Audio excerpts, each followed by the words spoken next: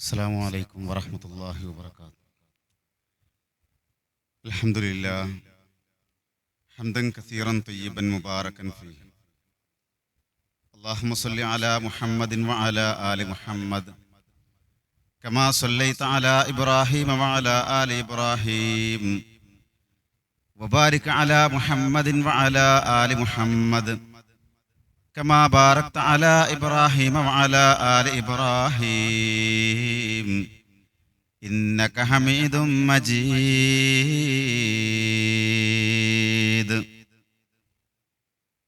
أعوذ بالله من الشيطان الرجيم. يا أيها الذين آمنوا اتقوا الله حق تقاته ولا تموتن إلا وأنتم مسلمون. بسم الله الرحمن الرحيم.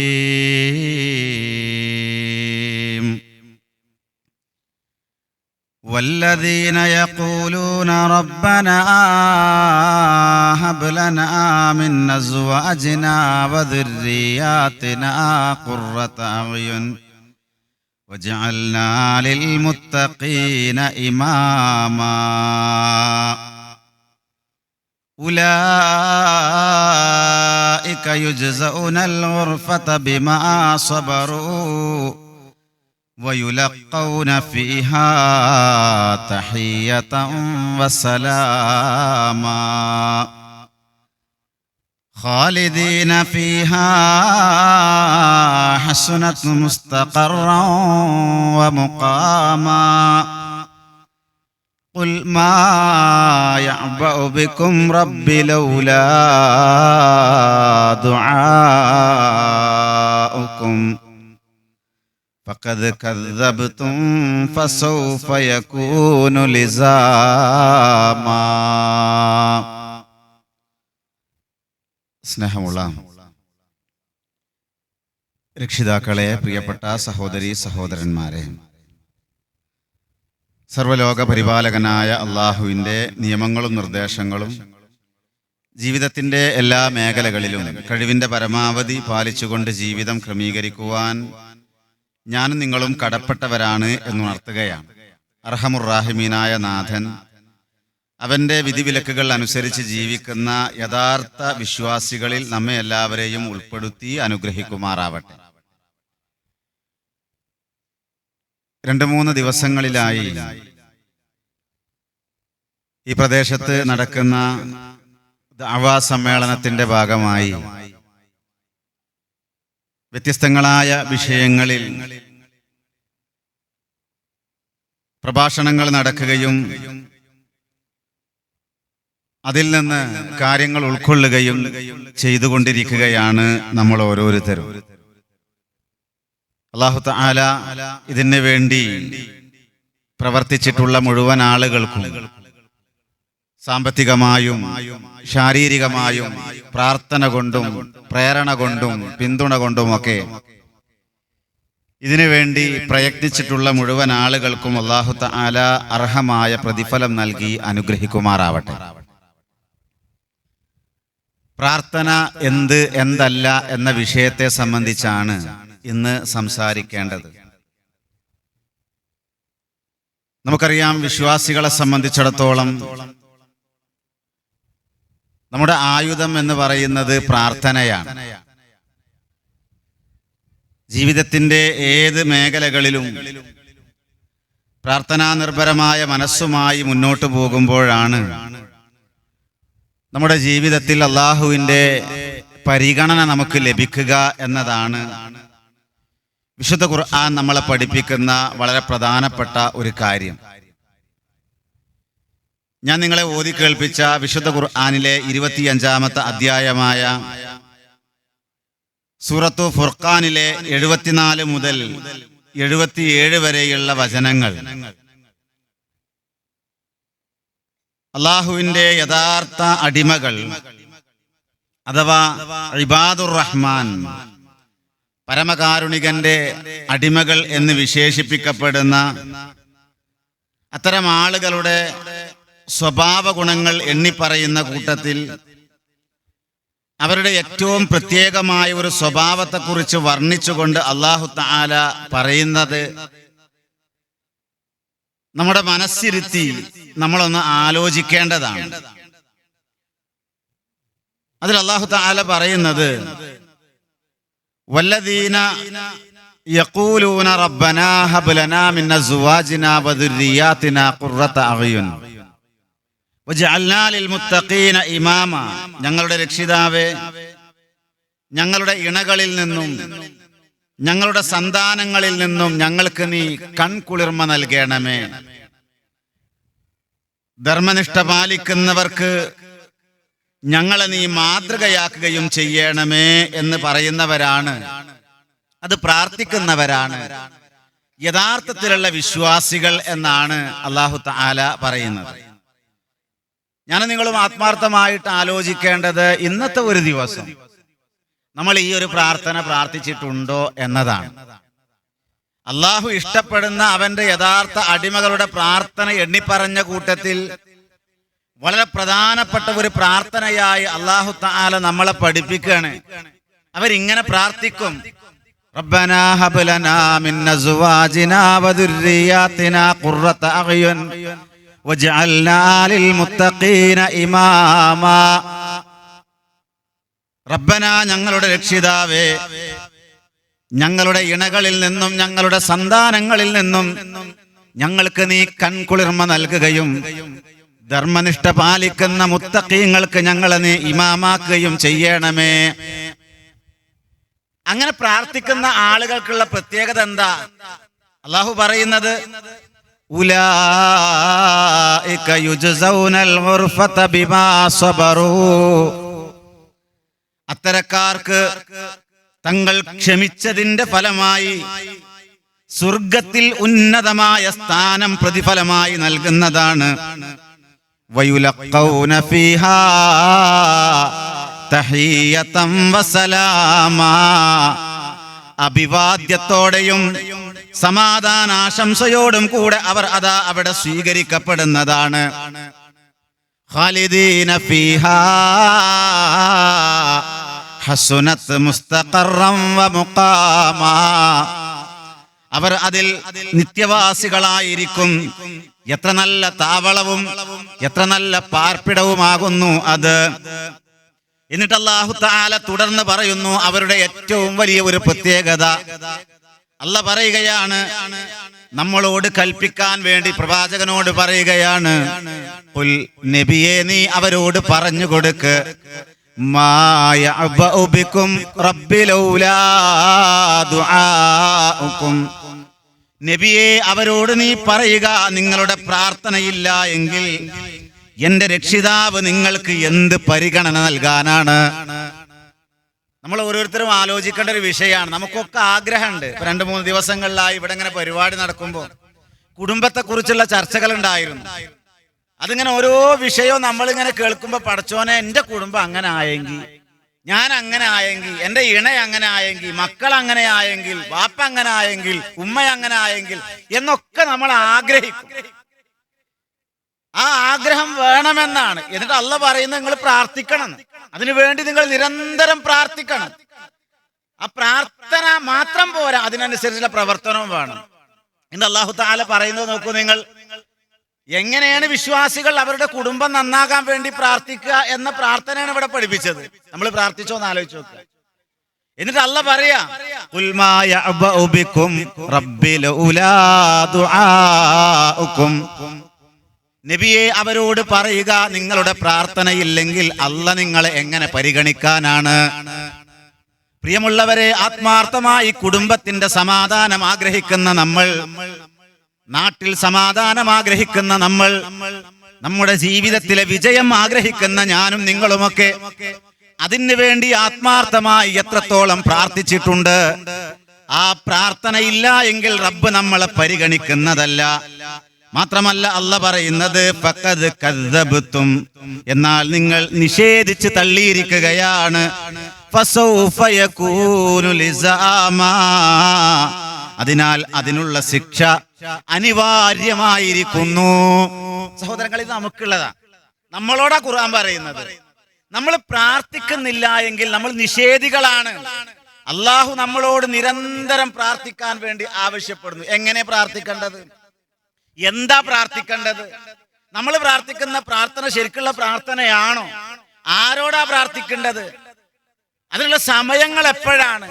കൃത്യമായി വിശുദ്ധ ഖുർആനും പ്രവാചകൻ സല്ലല്ലാഹു അലൈഹി വസല്ലമയും നമുക്ക് പഠിപ്പിച്ചു തരുന്നുണ്ട്. ഇവിടെ അല്ലാഹു തആല പ്രവാചകനോട് പറയാൻ കൽപ്പിക്കുന്ന കാര്യം, അല്ലാഹു അവന്റെ ദാസന്മാരെ പരിഗണിക്കുന്നത് തന്നെ അവർ അവനോട് പ്രാർത്ഥിക്കുന്നു എന്നുള്ളത് കൊണ്ടാണ്. പ്രാർത്ഥിക്കുന്നില്ലെങ്കിൽ അല്ല നോക്കൂല, അല്ല മൈൻഡ് ചെയ്യൂല. നമ്മൾ ഇഷ്ടപ്പെട്ട ഒരാള്, നമ്മൾക്ക് കാവലായി നമുക്കൊരു താങ്ങായി നിൽക്കേണ്ട ആള് നമ്മളെ മൈൻഡ് ചെയ്തിട്ടില്ലെങ്കിൽ എന്തേക്കാര അവസ്ഥ? ഒന്നും വേണ്ട പ്രിയപ്പെട്ടവരെ, നമ്മുടെ വീട്ടില് നമുക്ക് ഏറ്റവും പ്രിയപ്പെട്ട ആള് ഒരു 2 ദിവസം നമ്മളോട് മിണ്ടിയിട്ടില്ലെങ്കിൽ എന്തേക്കാര അവസ്ഥ? മൈൻഡ് ചെയ്യണില്ല, നമ്മളെ പരിഗണിക്കണില്ല. എന്തായിരിക്കും നമ്മുടെ അവസ്ഥ? വല്ലാത്ത മാനസികമായ പ്രയാസം നമുക്കുണ്ടാകും. എങ്ങനെയെങ്കിലും ആ പിണക്കം തീർന്നു കിട്ടാൻ വേണ്ടി എല്ലാ രൂപത്തിലുള്ള ശ്രമവും നമ്മൾ നടത്തും. കാരണം മനസ്സിന് സമാധാനം കിട്ടാൻ. എന്നാൽ അല്ല പറയാം, നമ്മൾ അള്ളഹാനോട് ചോദിക്കണില്ലെങ്കിൽ അല്ല നമ്മളെ മൈൻഡ് ചെയ്യൂല. ഇപ്പൊ നോക്കൂ നിങ്ങള്, നല്ല ചൂടാണ് ഇപ്പൊ. എല്ലാവരും ആഗ്രഹിക്കാണ് ഒരു മഴ ലഭിച്ചിരുന്നെങ്കിൽ എന്ന്. ഒരു മഴ ലഭിക്കാൻ ആഗ്രഹം എല്ലാവർക്കും ഉണ്ട്. ചൂടെടുത്തിട്ട് നമ്മളൊക്കെ ഇങ്ങനെ വല്ലാതെ അറിയാതെ നമ്മുടെ കൈ ഇങ്ങനെ ആയിപ്പോവാണ്. എന്താണ്?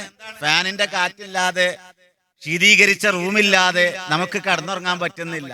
എല്ലാവരും ആഗ്രഹിക്കുന്നു മഴ ലഭിച്ചിരുന്നെങ്കിൽ. നാൽക്കവലകളിൽ ആളുകൾ ചർച്ച ചെയ്യാണ്, എന്താപ്പ മഴ കിട്ടാത്തത്, പടച്ചോപ്പ എന്താ കണ്ടിക്കണത്, എന്താപ്പ പടച്ചോനെ ഇടമഴ തന്നിട്ടില്ലല്ലോ, പ്രാവശ്യം കിട്ടിയിട്ടില്ലല്ലോ. ഇതൊക്കെ നമ്മൾ ചർച്ച ചെയ്തുകൊണ്ടിരിക്കുമ്പോഴും ആ മഴയ്ക്ക് വേണ്ടി ആത്മാർത്ഥമായ ഒരു പ്രാർത്ഥന നമ്മളിൽ നിന്നുണ്ടായോ എന്ന് ആലോചിച്ച് നോക്കി. അതില്ലെങ്കിൽ അല്ല പരിഗണിക്കൂല. മനുഷ്യന്റെ ദുർബലത മനുഷ്യനെ വീണ്ടും വീണ്ടും അല്ലാഹു തആല ഓർമ്മിപ്പിച്ചു കൊണ്ടിരിക്കുകയാണ്. UAE മഴ കൂടിയിട്ട് പ്രയാസപ്പെടുക. ആരാ നൽകിയത്? അള്ളയാണ് നൽകിയത്. അവിടെ പ്രളയാണ്, വെള്ളം കൂടിയിട്ട് അതാ ഒരുപാട് നാശനഷ്ടങ്ങൾ. നിങ്ങൾ ആലോചിച്ച് നോക്കൂ, നമ്മൾ കാണുകയാണത്. അവര് ആ മഴ ഒന്ന് ക്ഷമിച്ചു കിട്ടാൻ വേണ്ടി പ്രാർത്ഥിക്കുക. നമ്മളോ മഴ ഒരല്പം മഴ ലഭിക്കാൻ വേണ്ടിയിട്ട് നമ്മൾ പ്രാർത്ഥിക്കുക. ആരോടാ പ്രാർത്ഥിക്കുക? അള്ളഹാനോട് പ്രാർത്ഥിക്കണം. പക്ഷെ നമ്മൾ പ്രാർത്ഥിച്ചോ എന്ന് ആലോചിച്ച് നോക്കൂ. വിശുദ്ധ ഖുർആനിൽ അല്ലാഹു തആല പറഞ്ഞു, നിങ്ങൾ അള്ളഹാനോട് പ്രാർത്ഥിക്കണം. പ്രാർത്ഥിച്ചാൽ മാത്രം പോരാ. ഇസ്തഗ്ഫിറൂ റബ്ബക്കും ഇന്നഹു കാന ഗഫാറാ യുർസിലിസ് സമാഅ അലൈക്കും മിദ്റാറാ. നൂഹ് നബി അലൈഹി സ്വലാത്തു വസ്സലാം, അതുപോലെ ഹൂദ് നബി അലൈഹി സ്വലാത്തു വസ്സലാം അവരുടെ ജനതയോട് പറഞ്ഞ കാര്യമാണ്. നിങ്ങൾക്ക് മഴ വേണോ? മഴ വേണമെങ്കിൽ നിങ്ങൾ ചെയ്യേണ്ട ഒരു പണിയുണ്ട്. എന്താണ്? നിങ്ങൾ നിങ്ങളുടെ റബ്ബിനോട് ഇസ്തിഗ്ഫാർ വർദ്ധിപ്പിക്കണേ. അങ്ങനെ നിങ്ങൾ ചെയ്യുകയാണെങ്കിൽ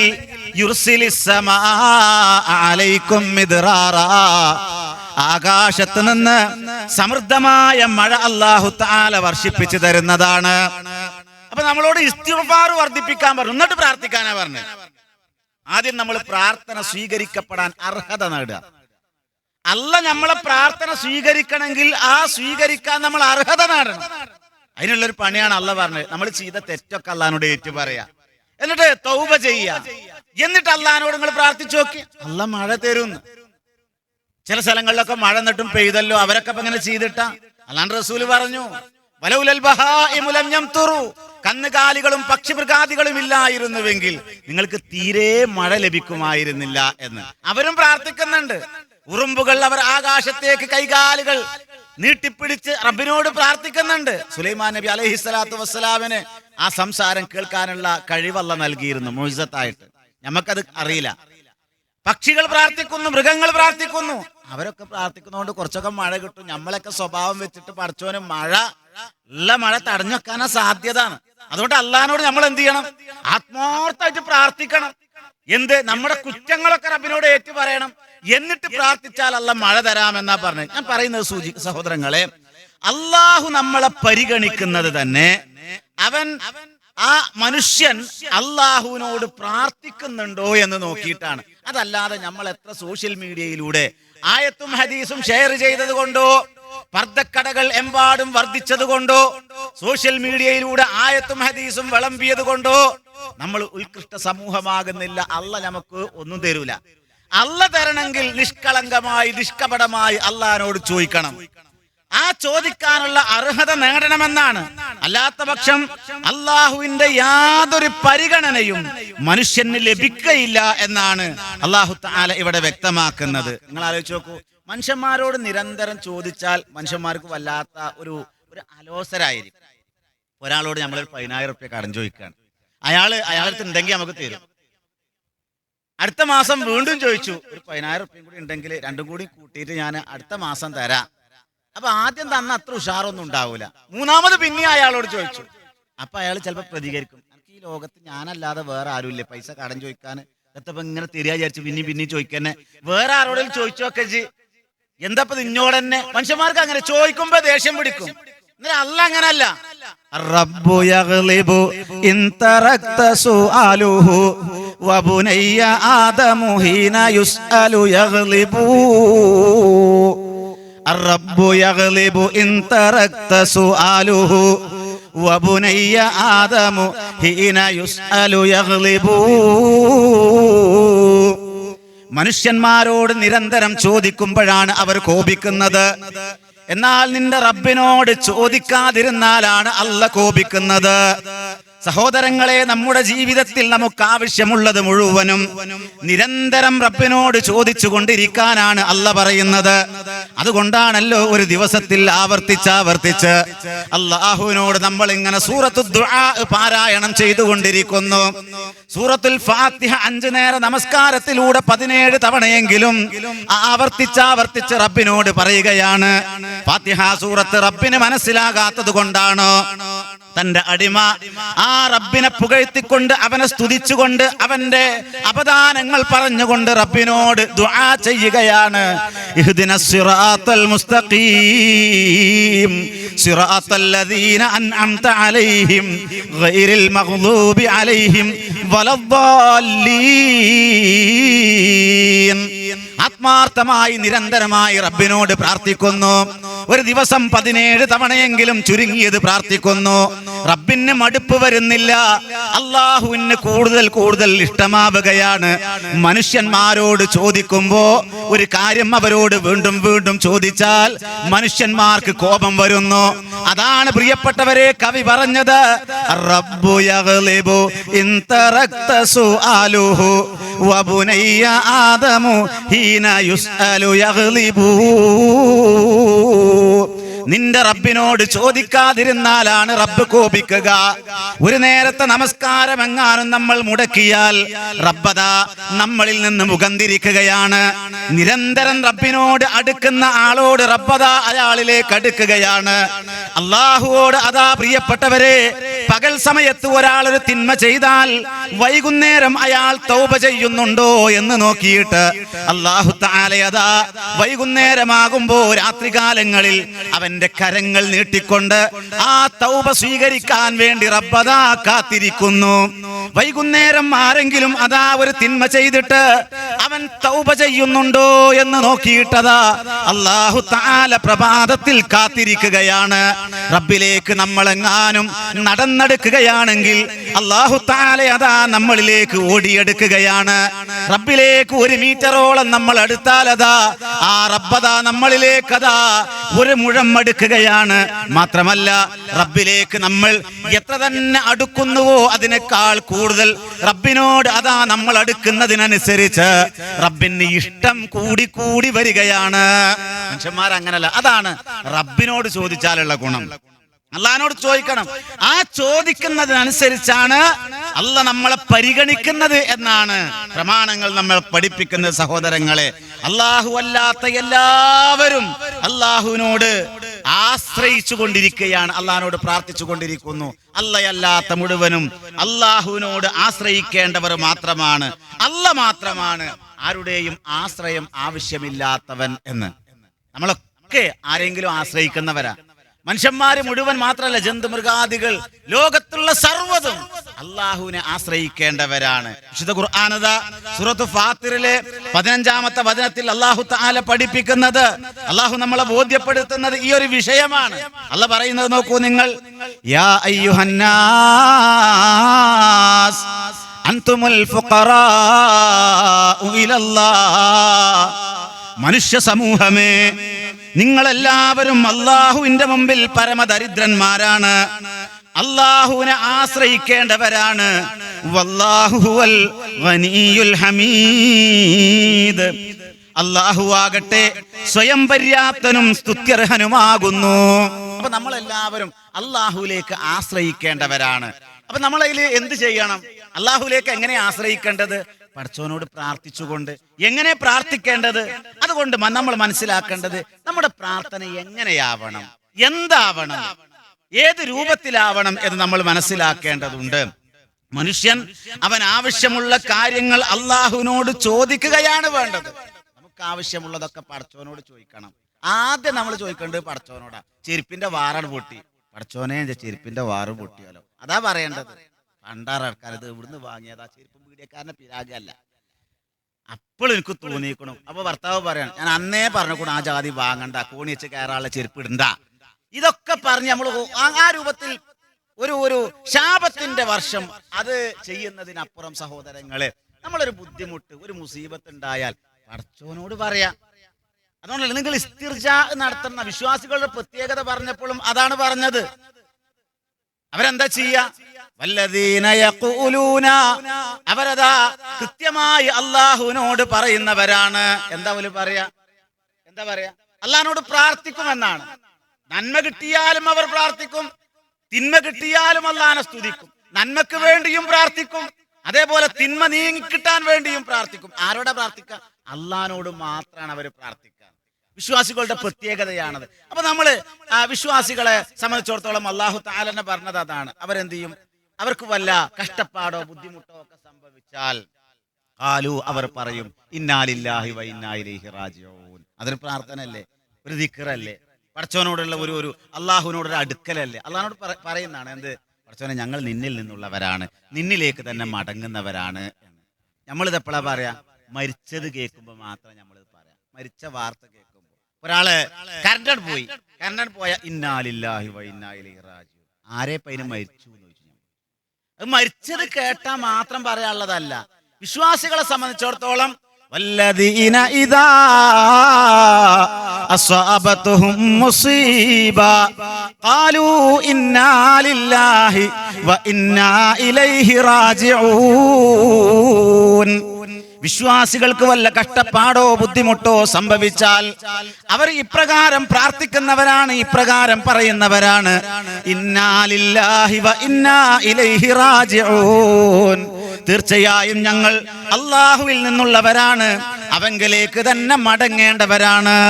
ഇതാണ് പറയേണ്ടത്. അത് മരിച്ച വാർത്ത കേട്ടാലും പറയാ, ബുദ്ധിമുട്ടുണ്ടായിരുന്നു, ആക്സിഡന്റ് വാർത്ത കേട്ടു, അപ്പൊ പറയാം. സഹോദരങ്ങളെ, ഇങ്ങനെ നമ്മൾ അള്ളാഹുവിലേക്ക് അടുക്കണമെന്നാണ്. അള്ളാഹു മാത്രമാണ് അവരുടെ ആശ്രയം. ആ അള്ളാഹുവിനെ നമ്മൾ ആശ്രയിക്കണം. പടച്ചോനെ നമ്മളെല്ലാവരും ആശ്രയിക്കേണ്ടവരാണ്. അള്ളാഹു ആരെയും ആശ്രയം ആവശ്യമില്ലാത്തവനുമാണ് എന്നാണ് വിശുദ്ധ ഖുർആൻ നമ്മളെ പഠിപ്പിക്കുന്നത്. അതുകൊണ്ട് നമുക്ക് ആവശ്യമുള്ള മുഴുവൻ കാര്യങ്ങളും അള്ളാഹിനോട് ചോദിക്കണം. ഒരു പ്രയാസാണോ, സങ്കടാണോ, അള്ളാഹിനോട് പറയാ, പടച്ചവനോട് പറയാ. അള്ളാഹിനോട് പറഞ്ഞാൽ അള്ളാഹ് സ്വീകരിക്കും. നിരന്തരം പടച്ചവനോട് ചോദിച്ചാൽ അള്ളാഹ്ക്ക് ഇഷ്ടമാണെന്നാ പറഞ്ഞത്. മാത്രമല്ല അത് നൽകാൻ കഴിവുള്ളവൻ അള്ളാഹു മാത്രമാണ് എന്നാണ്. മറ്റാർക്കും അത് നൽകാൻ സാധ്യമല്ല എന്നാണ് വിശുദ്ധ ഖുർആൻ പഠിപ്പിക്കുന്നത്. നമ്മുടെ സങ്കടങ്ങൾ കേൾക്കാൻ, അത് പരിഹരിക്കാൻ കഴിവുള്ളവൻ അല്ലാതെ മറ്റൊരു ശക്തിയില്ല എന്നാണ്. ഈ ആയത്തിന് തൊട്ട് മുമ്പുള്ള ആയത്തിൽ ആ വിഷയം പറഞ്ഞതിന് ശേഷം ഈ ഒരു കാര്യം അള്ളാഹു ഉണർത്തുന്നുണ്ട്. അല്ലാഹ് പറയുന്നത് നോക്കൂ നിങ്ങൾ, വല്ലദീന തദ്ഊന മിൻ ദൂനിഹി മാ യംലികൂന മിൻ ഖിത്മീർ. അള്ളാഹുവിന് പുറമെ നിങ്ങൾ ആരോട് പ്രാർത്ഥിക്കുന്നുവോ അവർ ഒരു ഈത്തപ്പഴക്കുരുവിന്റെ പാട പോലും സ്വന്തമായി സൃഷ്ടിക്കാത്തവരാകുന്നു. അള്ളാഹ്ക്ക് പുറമെ നമ്മൾ ആരെ വിളിച്ച് പ്രാർത്ഥിച്ചാലും അള്ളാഹു അല്ലാത്ത ഒരു ശക്തിയും നമ്മുടെ പ്രാർത്ഥന കേൾക്കൂല. അവരെന്തെങ്കിലും ഉണ്ടാക്കിയിട്ടുണ്ടോ? നമ്മുടെ ലോകത്ത് പല ആളുകളും പല രൂപത്തിലുള്ള ആൾ ദൈവങ്ങളും അതുപോലെ സിദ്ധന്മാരും ജ്യോത്സ്യന്മാരും ഒക്കെ ഉണ്ടായിട്ടും ഒരു തുള്ളി മഴ പെയ്യിപ്പിക്കാൻ ആരെക്കൊണ്ടും കഴിയണില്ല, പടച്ചോനെ കൊണ്ടല്ലാതെ. മനുഷ്യന്റെ ദുർബലതയാണ്. അല്ലാഹു തആല നമുക്ക് അവന്റെ അനുഗ്രഹമായ മഴ സമൃദ്ധമായി നമുക്ക് വർഷിപ്പിച്ചു തരുമാറാവട്ടെ. പ്രിയമുള്ളവർ, നമ്മൾ പ്രാർത്ഥിക്കണം, നിരന്തരം പ്രാർത്ഥിക്കണം. ഒറ്റയ്ക്കിരുന്ന് അള്ളാഹിനോട് പ്രാർത്ഥിക്കണം. ആ അള്ളാഹിനോട് നമ്മൾ ചോദിച്ചാൽ അള്ളാഹ് തരും. അല്ല തരുന്നു. എല്ലാവരും പറഞ്ഞു മഴയ്ക്ക് വേണ്ടി നിസ്കരിച്ചു. മഴയ്ക്ക് വേണ്ടി നിസ്കരിച്ചപ്പോൾ ഒരു കുട്ടി മാത്രം ഉണ്ട്. എന്ത് നമ്മളെ പ്രാർത്ഥനയ്ക്ക് പലപ്പോഴും ഉത്തരം കിട്ടാത്ത എന്തുകൊണ്ട് കാര്യങ്ങൾ നമ്മളെ പ്രാർത്ഥന നമുക്കൊക്കെ ഞാൻ പ്രാർത്ഥിച്ചു നോക്കും. അങ്ങനെയുള്ള ഒരു ഇടങ്ങാറൊക്കെ ഉണ്ടായാൽ ഇനിയിപ്പോൾ നമുക്ക് പടച്ചവനോട് പറഞ്ഞു നോക്കുക. അങ്ങനെ പറഞ്ഞാൽ കിട്ടൂല. കിട്ടുന്നു ഉറപ്പുള്ള സംഗതി ആകണം, ഉറപ്പിച്ചിട്ട് പ്രാർത്ഥിക്കണം. അതുകൊണ്ടാണ് മഴയ്ക്ക് വേണ്ടി നിസ്കരിക്കാൻ പോയപ്പോൾ എല്ലാവരും നിസ്കരിക്കാൻ വന്നു. നിസ്കരിച്ച് കഴിഞ്ഞിട്ട് എല്ലാവരും പോയി. ഒരു കുട്ടി മാത്രം കൊടയേറ്റ് വന്നു. മഴയ്ക്ക് വേണ്ടി നിസ്കരിക്കാൻ വന്നപ്പോൾ ഒരു കുട്ടി മാത്രം കൊടയേറ്റ് വന്നു. എന്താ? അഞ്ച പടച്ചോൻ ഞാൻ ചോദിച്ചാൽ തരുന്ന ഉറപ്പുള്ളത് ആ കുട്ടിക്ക് മാത്രമേ. ഞമ്മക്ക് പലതും കിട്ടാത്ത എന്താ? കിട്ടുകയാണെങ്കിൽ കിട്ടട്ടെ എന്ന് വിചാരിച്ച് പ്രാർത്ഥിച്ചിട്ടാ കിട്ടാത്തത്. അല്ല തരും എന്ന് വിചാരിച്ച് പ്രാർത്ഥിക്കണം. ആ ദൃഢമായ വിശ്വാസാദ്യം ഉണ്ടാവണമെന്നാണ്. അതാണ് വിശുദ്ധ ഖുർആൻ കൃത്യമായി പഠിപ്പിക്കുന്നത്. സർവലോക രക്ഷിതാവായ ആ അല്ലാഹു തആല എന്റെ കാര്യങ്ങൾ നിർവഹിച്ചു തരാൻ പ്രാപ്തനാണ് എന്ന കൃത്യമായ ബോധം നമുക്കുണ്ടാവണം. ആ വിശ്വാസം ഉണ്ടാകണം. അതുകൊണ്ട് സർവലോകങ്ങളുടെയും ഉടമയായ അല്ലാഹുവിനോടാണ് പ്രാർത്ഥിക്കേണ്ടത്. എങ്കിൽ അവൻ ഉത്തരം നൽകുമെന്നാണ്. പ്രിയമുള്ളവരെ, അവനോട് മാത്രമേ പ്രാർത്ഥിക്കാൻ പറ്റുള്ളൂ. അല്ലാത്തവരോട് പ്രാർത്ഥിച്ചിട്ട് എന്താ കാര്യം? ചില ആൾക്കാർ വിൽക്കാൻ പോയാൽ വിളിക്കും, മമ്പർത്തേന്ന് വിളിക്കും, ബദരീങ്ങളേന്ന് വിളിക്കും. നമ്മളിപ്പോ പാരമ്പര്യമായി ഇസ്ലാഹി പ്രസ്ഥാനത്തിന്റെ ആദർശവും അതിന്റെ വെള്ളി വെളിച്ചമൊക്കെ ഉള്ള ഒരു മഹല്ലാണ് ഈ മുക്കിൽച്ചേരിയ മഹല്ല് എന്ന് പറയുന്നത്. എന്നാലും ഉണ്ടാകും പ്രിയപ്പെട്ടവരെ, നമ്മളൊക്കെ കുടുംബത്തിലും നമ്മുടെ അയലോക്കത്തും നമ്മുടെ സമീപത്തൊക്കെ ഇങ്ങനെ മന്ത്രി ചൂതുന്ന ആൾക്കാരുണ്ടാകും, ഏലസ് കെട്ടിയ ആൾക്കാരുണ്ടാകും, അന്ധവിശ്വാസമുള്ള ആൾക്കാരുണ്ടാകും, അല്ലല്ലാത്തവരോട് ചോദിക്കുന്ന ആൾക്കാരൊക്കെ ഉണ്ടാകും. ഞാൻ കുറ്റപ്പെടുത്താനോ ആക്ഷേപിക്കാനോ ഒന്നല്ല പറയുന്നത്. മെല്ലെ മെല്ലെ ഇവിടുന്ന് അത് വരുന്ന കാര്യങ്ങള് നമ്മളൊക്കെ വീട്ടിലൊക്കെ ചിലപ്പോൾ ഉണ്ടാവും. ഇവിടെ പിന്നെ ഈ കല്യാണം കഴിച്ചു കൊടുക്കുന്ന അങ്ങനത്തെ വീട്ടിൽ നിന്ന് കല്യാണം കഴിച്ചു കൊടുക്കുന്ന ആൾക്കാരൊക്കെ ഉണ്ടാവും. ഓൾക്ക് ആ വിശ്വാസം മാറിയിട്ടുണ്ടാവില്ല. ഞാൻ ഓലെ കുറ്റപ്പെടുത്താനോ ആക്ഷേപിക്കാനോ ഒന്നും അല്ല പറയുന്നത്. നമ്മൾ ആലോചിക്കുക, ഓലെ എന്ത് ഇപ്പൊ ഈ അല്ലല്ലാത്തോലെ വിളിച്ച് പ്രാർത്ഥിക്കാൻ വേണ്ടി നമ്മളോട് ഇങ്ങനെ പറയുമ്പോൾ എന്നാലും ഒന്ന് പോയി നോക്കുക. ഈമാനുള്ള തൗഹീദുള്ള ആൾക്കാർ വരെ എന്ത് ചെയ്യുക, എന്നിട്ട് കുടുംബത്തിൽ അങ്ങനത്തെ ഒരാൾ വന്നാൽ അയാളെ ഉപദേശം കേൾക്കുക. വിശ്വാസമൊന്നുമില്ല. സ്കൂളിൽ ഒരു കുട്ടിനോട് ചോദിച്ചു, കയ്യും ഒരു ചരട് ഇങ്ങനെ കണ്ടപ്പോൾ, പരീക്ഷാ ഹാളിൽ നിന്ന് ഇങ്ങനെ ഒരു കുട്ടീൻ്റെ കയ്യിൽ ഒരു ചരട് ഇങ്ങനെ കാണാം. ചരട് കണ്ടപ്പോൾ ചോദിച്ചു, എന്താ ഇപ്പൊ കുട്ടി ഇത്, എന്താ സംഭവം, എന്താ ഒന്നുമില്ലായിരുന്നു. അല്ല എന്നാലും എന്തോ ഒരു ഇതുണ്ടല്ലോ, അത് ഉമ്മമ്മ കെട്ടി തന്നേണായിരുന്നു. എന്താ സംഭവം? അത് പരീക്ഷക്ക് നല്ല മാർക്ക് കിട്ടാനും പനിയൊന്നും ഇല്ലാതെക്കാനും വേണ്ടിയിട്ട് ഉമ്മമ്മ കെട്ടി തന്നേണ്. ആര്? മലയാളത്തിൽ ഖുതുബ കേൾക്കുന്ന ആ രൂപത്തില് തൗഹീദൊക്കെ ഉള്ള അങ്ങനത്തെ ഒരു മഹല്ലില് മലയാളത്തിൽ ഖുതുബ കേൾക്കുന്ന അത്തരത്തിലുള്ള ഒരു മഹല്ലിലുള്ള ഒരു കുടുംബത്തിലെ കുട്ടിന്റെ കയ്യിൽ ഒരു ചരട് ഉണ്ടാവണം എന്നുണ്ടെങ്കിൽ ഓലെ വിശ്വാസത്തിൽ എവിടെ എന്തോ ഒരു സ്പെല്ലിംഗ് മിസ്റ്റേക്ക് ഉണ്ടല്ലോ, അല്ലേ? അപ്പൊ നമ്മളെ പള്ളിക്കന്ന് ഇമാമ ഖുതുബ പറയുമ്പോ നിങ്ങൾ ചരട് കെട്ടിക്കോളി എന്നാരും പറയില്ല, ഇല്ലല്ലോ. ചരട് അയച്ചു മാറ്റണം എന്നാ പറയാ. കാരണം എന്താ? അതിൽ തവക്കുലാക്കാൻ പാടില്ല.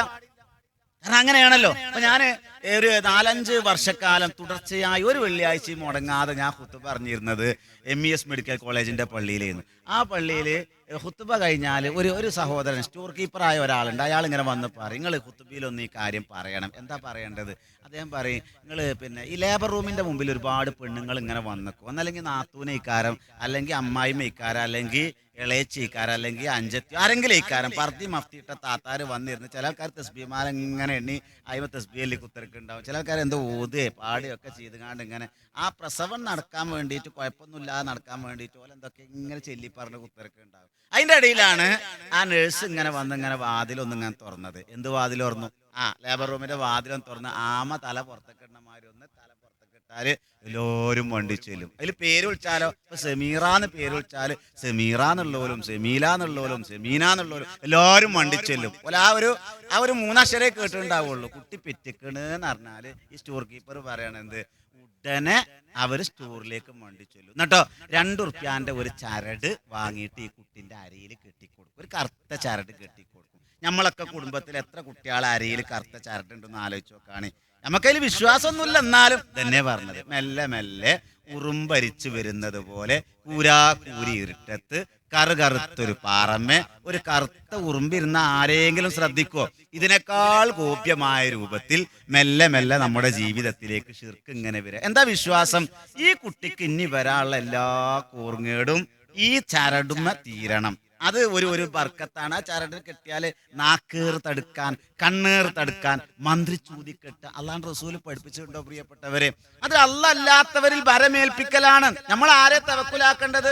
നോക്കി നിങ്ങള്, 9 മാസവും 10 ദിവസവും മാതാവിന്റെ ഗർഭാശയത്തിൽ ആ കുഞ്ഞിന് വേണ്ടത് മുഴുവൻ അല്ലാഹു തആല നൽകി. ഗർഭമുണ്ട് എന്ന് അറിഞ്ഞ അന്ന് തന്നെ നമ്മൾ പ്രാർത്ഥിച്ചു. എന്താ പ്രാർത്ഥിച്ചത്? ലഇൻ ആതൈതനാ സ്വാലിഹാ ലനകൂനന്ന മിനശ്ശാകിരീൻ.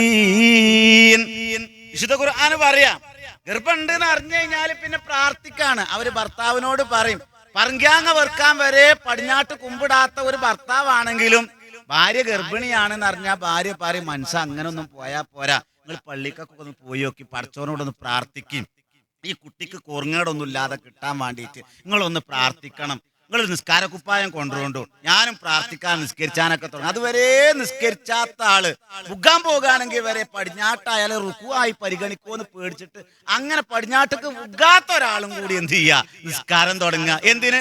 ഈ കുട്ടി ചാപ്പിള്ളല്ലാതെക്കാന് കുറുങ്ങേടൊന്നും ഇല്ലാതെ ഈ കുട്ടിനെ കിട്ടാൻ വേണ്ടിയിട്ട്. എന്നിട്ടോ അള്ളാഹിനോട് പ്രാർത്ഥിക്കുക, പഠിച്ചോനെ ഈ കുട്ടിനെ തരികയാണെങ്കിൽ റബ്ബേ നിനക്ക് ഇഷ്ടമുള്ള മാർഗത്തിൽ ഞാൻ ഇതിനെ വളർത്തിക്കോളാം.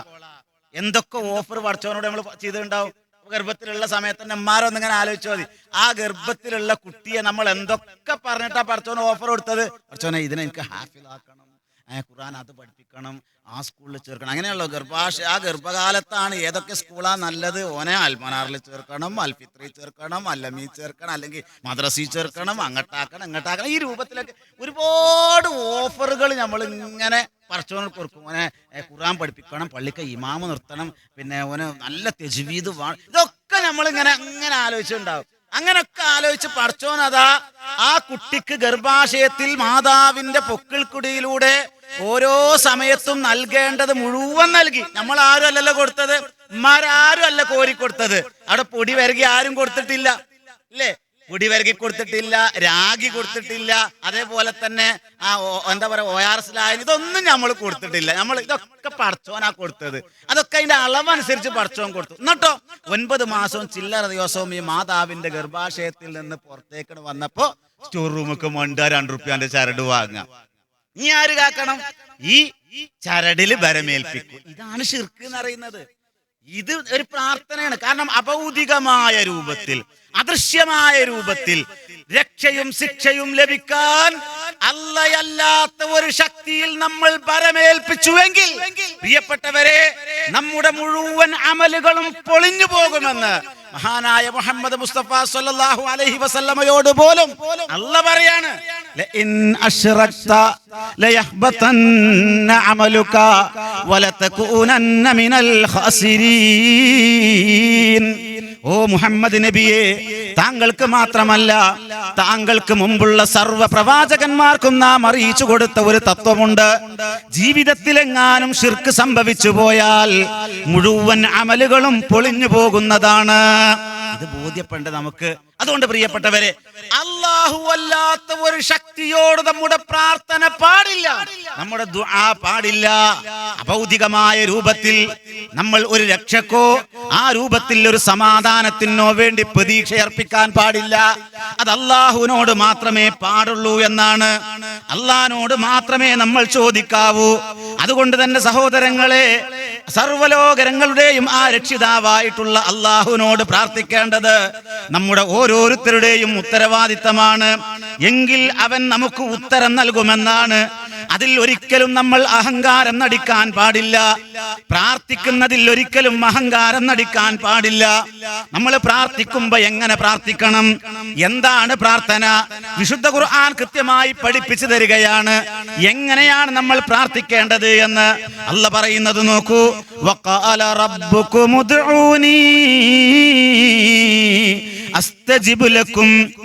നിങ്ങളുടെ റബ്ബ് പറഞ്ഞിരിക്കുന്നു, നിങ്ങൾ എന്നോട് പ്രാർത്ഥിക്കുവീൻ, ഞാൻ നിങ്ങൾക്ക് ഉത്തരം നൽകുന്നതാണ്.